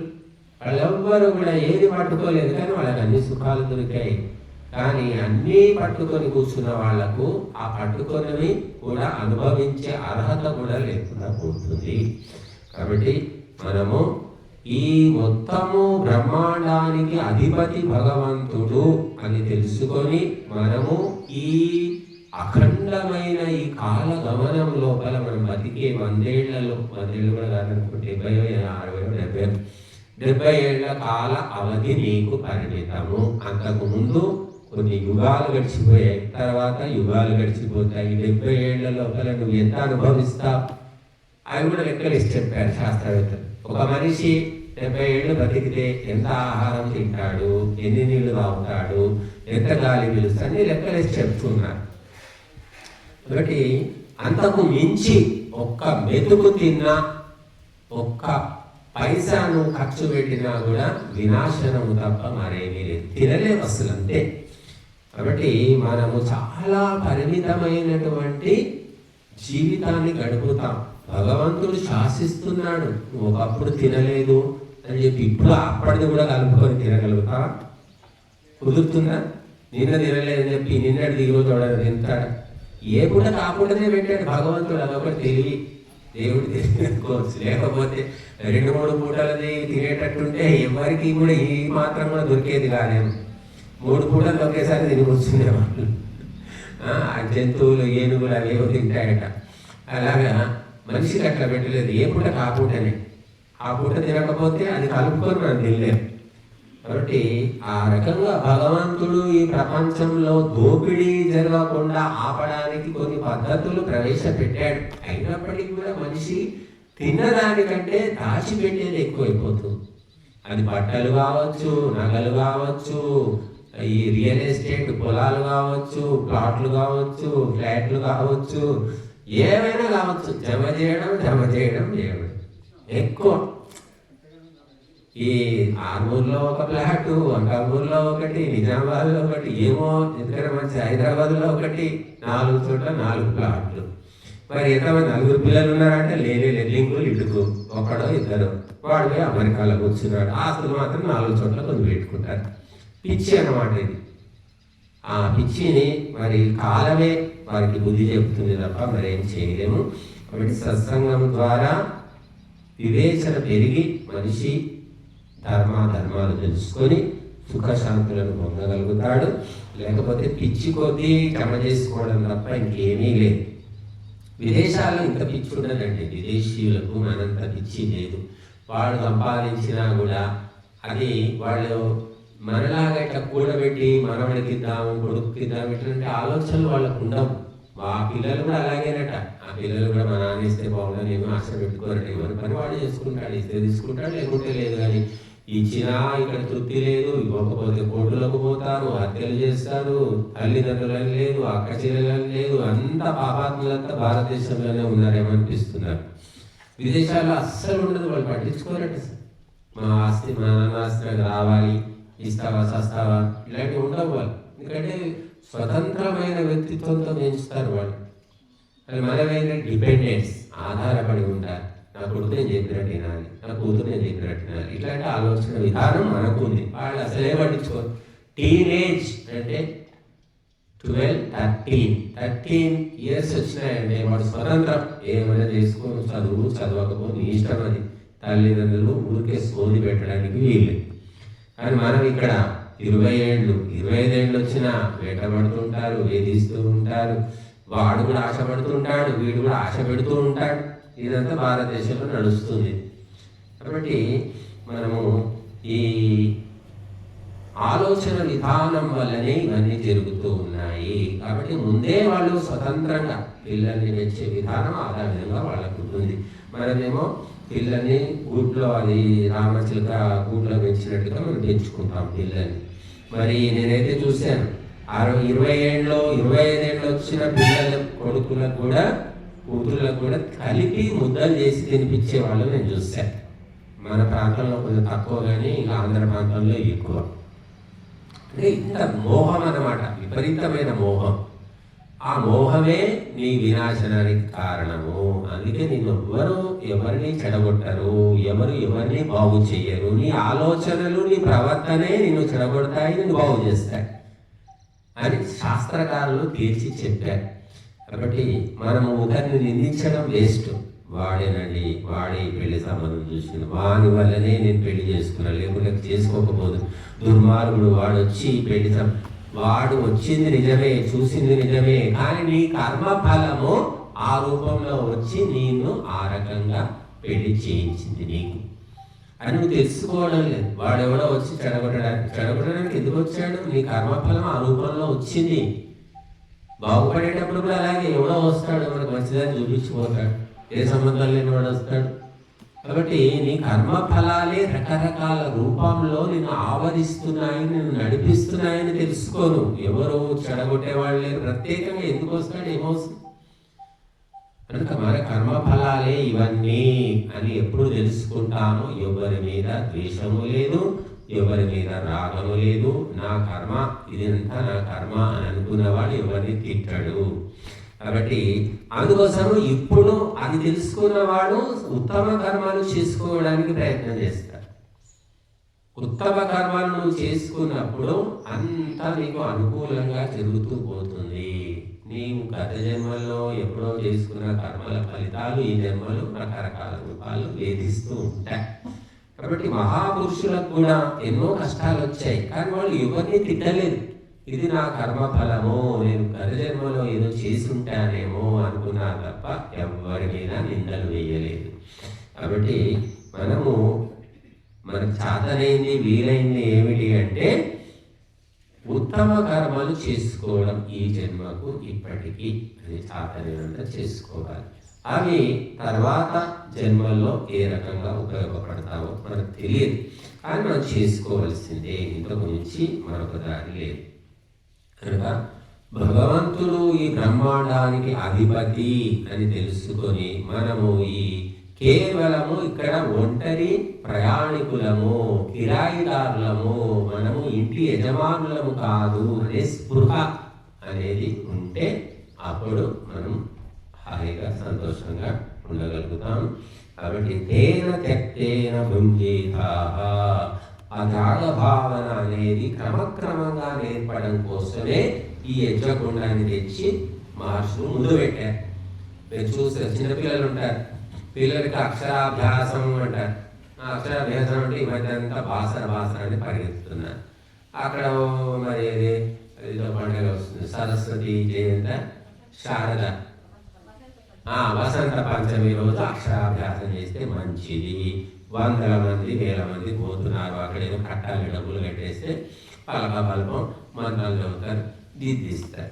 పలక మీద ఆ బలపం పట్టుకొని, వాడికి వాళ్ళ బలపం కూడా పట్టుకోవడం రాదు పిల్లలకి ఆ వయసులో, కాబట్టి మనమే చేతితో పట్టుకొని అక్షరాలు దిద్దిస్తాము.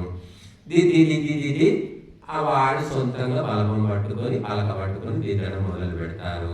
తర్వాత ఏమవుతుంది, కొన్ని సంవత్సరాలు 2-3 ఏళ్ళ తర్వాత పలక పక్కన పడేస్తాడు, బలపం పక్కన పడేస్తాడు, అవసరం లేనప్పుడు పెన్ను పట్టుకుంటాడు, నోట్ బుక్లో రాస్తాడు. అది కూడా కొన్ని ఏళ్ళు, ఆ తర్వాత అది కూడా అవసరం లేదు. అంతా వచ్చేసింది, విద్య వచ్చిన తర్వాత ఎవరికి పెన్ను అవసరం లేదు, నోట్ బుక్ అవసరం లేదు, పలక. ఇది కూడా మహర్షులు ఏం చేశారంటే త్యాగ భావన నేర్పడానికి ఒక పలకలాగా ఇక్కడ మనకు అగ్నిహోత్రాన్ని పెట్టారు. స్వాహ స్వాహ స్వాహ అని ఒక్కొక్క ఆహుతి ఇస్తూ నీ లోపల క్రమంగా త్యాగ భావన పెంపొందడానికి. ఒక్కసారి నువ్వు 5,000 దానం చేయ, మా 5,000 అని గుండె అయిపోతుంది. అందుకని ఏం చేశారు, మెల్లిమెల్లిగా త్యాగ భావన పెంపొందించడానికి స్వాహ స్వాహ అంటూ నీ లోపల ఆ త్యాగ భావన పెరిగి క్రమంగా 5 రూపాయలు, 10 రూపాయలు, 50 రూపాయలు, 500, 5,000, 50,000 ఇట్లాంటి స్థాయి వస్తుందన్నమాట. ఇచ్చి అలవాటు చేయడం అన్నమాట. దానికోసం అగ్నిహోత్రం అనేది మనం ముందు పెట్టారు మహర్షులు. పిల్లవాడికి ఎట్లయితే బలవంతంగా వేళ్ళు పట్టుకొని అక్షరాలు దిద్దిస్తున్నామో మీతో కూడా స్వాహ స్వాహ వేయడం, ఆహుతులు చేయండి, యజ్ఞం చేయండి. అట్లా త్యాగ భావన పెంపొందిన కొద్దీ మన కర్మ బంధనాలన్నీ కూడా తొలగిపోతాయి. ఇది రానంత వరకు మనం ఎంత సంపాదించినా కూడా ఆ కర్మ బంధనాలను పెంచుకొని వెళతాం తప్ప తగ్గించుకొని వెళ్ళే పరిస్థితి లేదు. కాబట్టి మహర్షులు ప్రతి మానవులు కూడా త్యాగ భావన పెంపొందించుకొని ఈ జన్మ మృత్యు పరంపర నుంచి బయటపడాలని చెప్పి ఈ అగ్నిహోత్రాన్ని మనకు అప్పచెప్పారు.